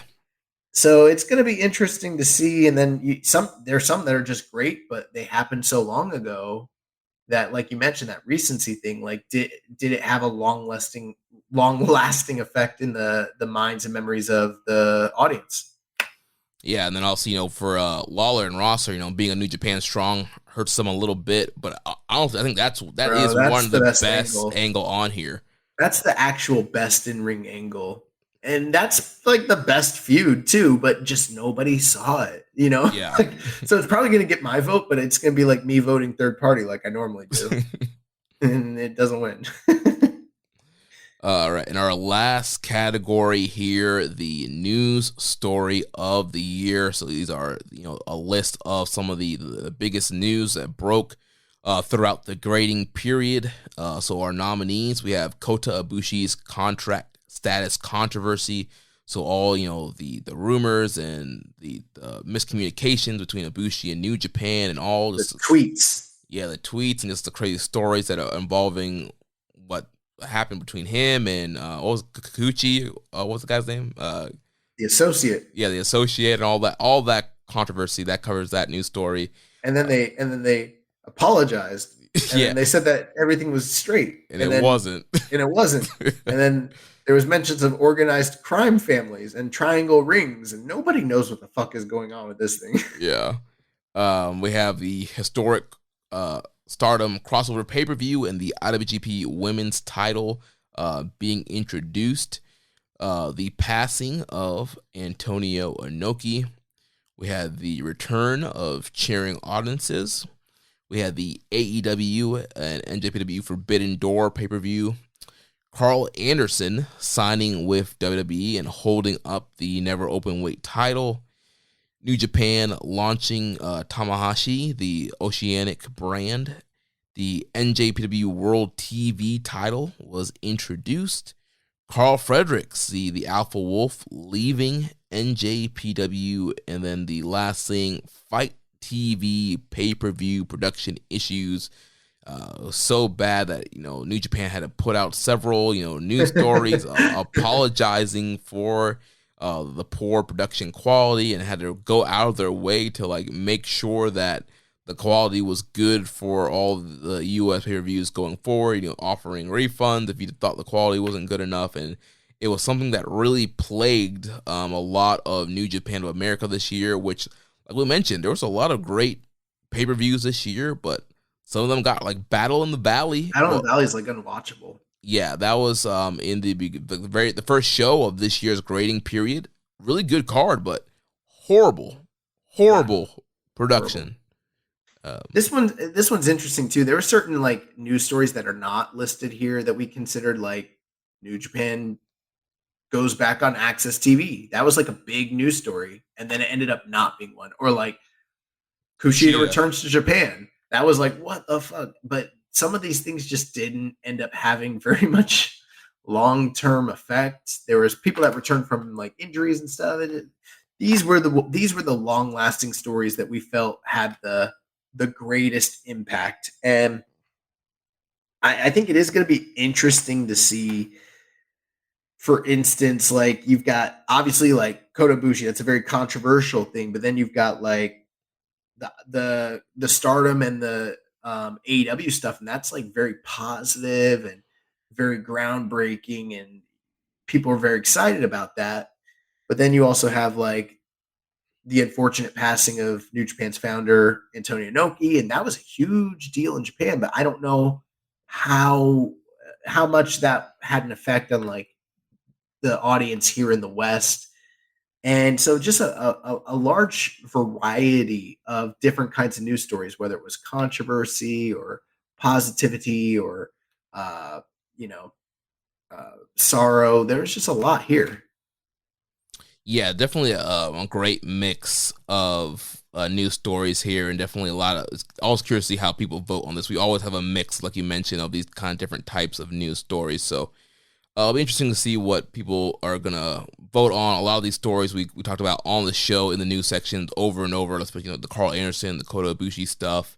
So, yeah, it's going to be interesting to see how people vote here. Yeah, but that is going to do it. I am proud of us for, doing the audio, powering through tonight. I mean, this took up almost most of our day after we got done working. I still need to go take a shower. But I really do think we did a fantastic job recounting the year, giving a retrospective. This episode is kind of evergreen because it's not just about the awards, though that's important. It also kind of gives a brief overview of everything that happened, where people are at in the pecking order, the events, the timings, blah, blah, blah. And I felt like we did a pretty spectacular job. Every year I'm always worried, did we overlook something? Did we snub somebody? Did we forget something? We never get a complaint, probably because there's so many categories. We're so thorough. Yeah. But I feel like we did a great job. And my thanks is to you, Jeremy, because if it wasn't for you, this would not be happening this year. This was probably all years we work hard on this, but this is the year that I worked the least on the awards in the history of us doing the show. Well, the one good thing is I actually came up with some of the stuff throughout the year on the doc. Not everything, but there was some stuff I had I was keeping track of throughout the year. So that definitely helped a lot. Well, it's greatly appreciated, and hope you guys listening at home are enjoyed this episode. We can't wait to see your votes. Send in your ballots. Like Jeremy mentioned, share this on social media with the hashtag KISS Awards, KISSAWARDS, KISS Awards. Let us know who you voted for each category. Share screenshots of your ballot. Tweet your friends. Tweet us. Get as many people involved in this conversation so everybody can kind of jump in and make this exciting. See who people are voting for. Yeah, if you write to us, we will write back. Yes. So yeah, that's going to wrap it up. Look out for the ballot. The link will be in the description for the show. It'll be on our Twitter. It'll be on Reddit, Discord, anywhere that we are. The link for the ballot will be there. Vote, share it with your friends, and thank you for listening to this bonus episode of Keeping It Strong Style, the ace of podcasts. Thank you for your listen. Thank you for your download. Thank you for your vote. Thank you for your share. We've had a great year, ladies and gentlemen. We're going to do it again for another year, and we're going to keep going and showing people why this podcast is the ace of podcasts, and we are Ichiba. Thank you for listening to Keepin' It Strong Style. We'll see you next time. Call of Duty Modern Warfare is here, and so is Mountain Dew. Roger that. Now you can unlock in-game rewards like only Dew can. Wait, what rewards? A Dew Operator Skin. Man, I love Operator Skins. Dual double XP, and even Call of Duty points. You're kidding me. Double XP and Call of Duty points? This is incredible. I can't believe it. Soldier, get a hold of yourself. Oh, roger that. Look for specially marked packaging and visit mtndewgaming.com for details and restrictions. Open to U.S. residents 17 plus. Call of Duty points available on 12 and 24 packs and free 20 and 23. This holiday season, Peloton's got a gift for you. Get up to $200 off accessories with the purchase of a Peloton bike, Bike Plus, or Tread. And take your workout to the next level with accessories like non-slip grip dumbbells, a heart rate monitor, cycling shoes, and more. Peloton, motivation that moves you. This limited time offer ends December 25th. Visit onepeloton.com to learn more. All access membership separate. Offer ends December 25th. Cannot be combined with other offers. See additional terms at onepeloton.com.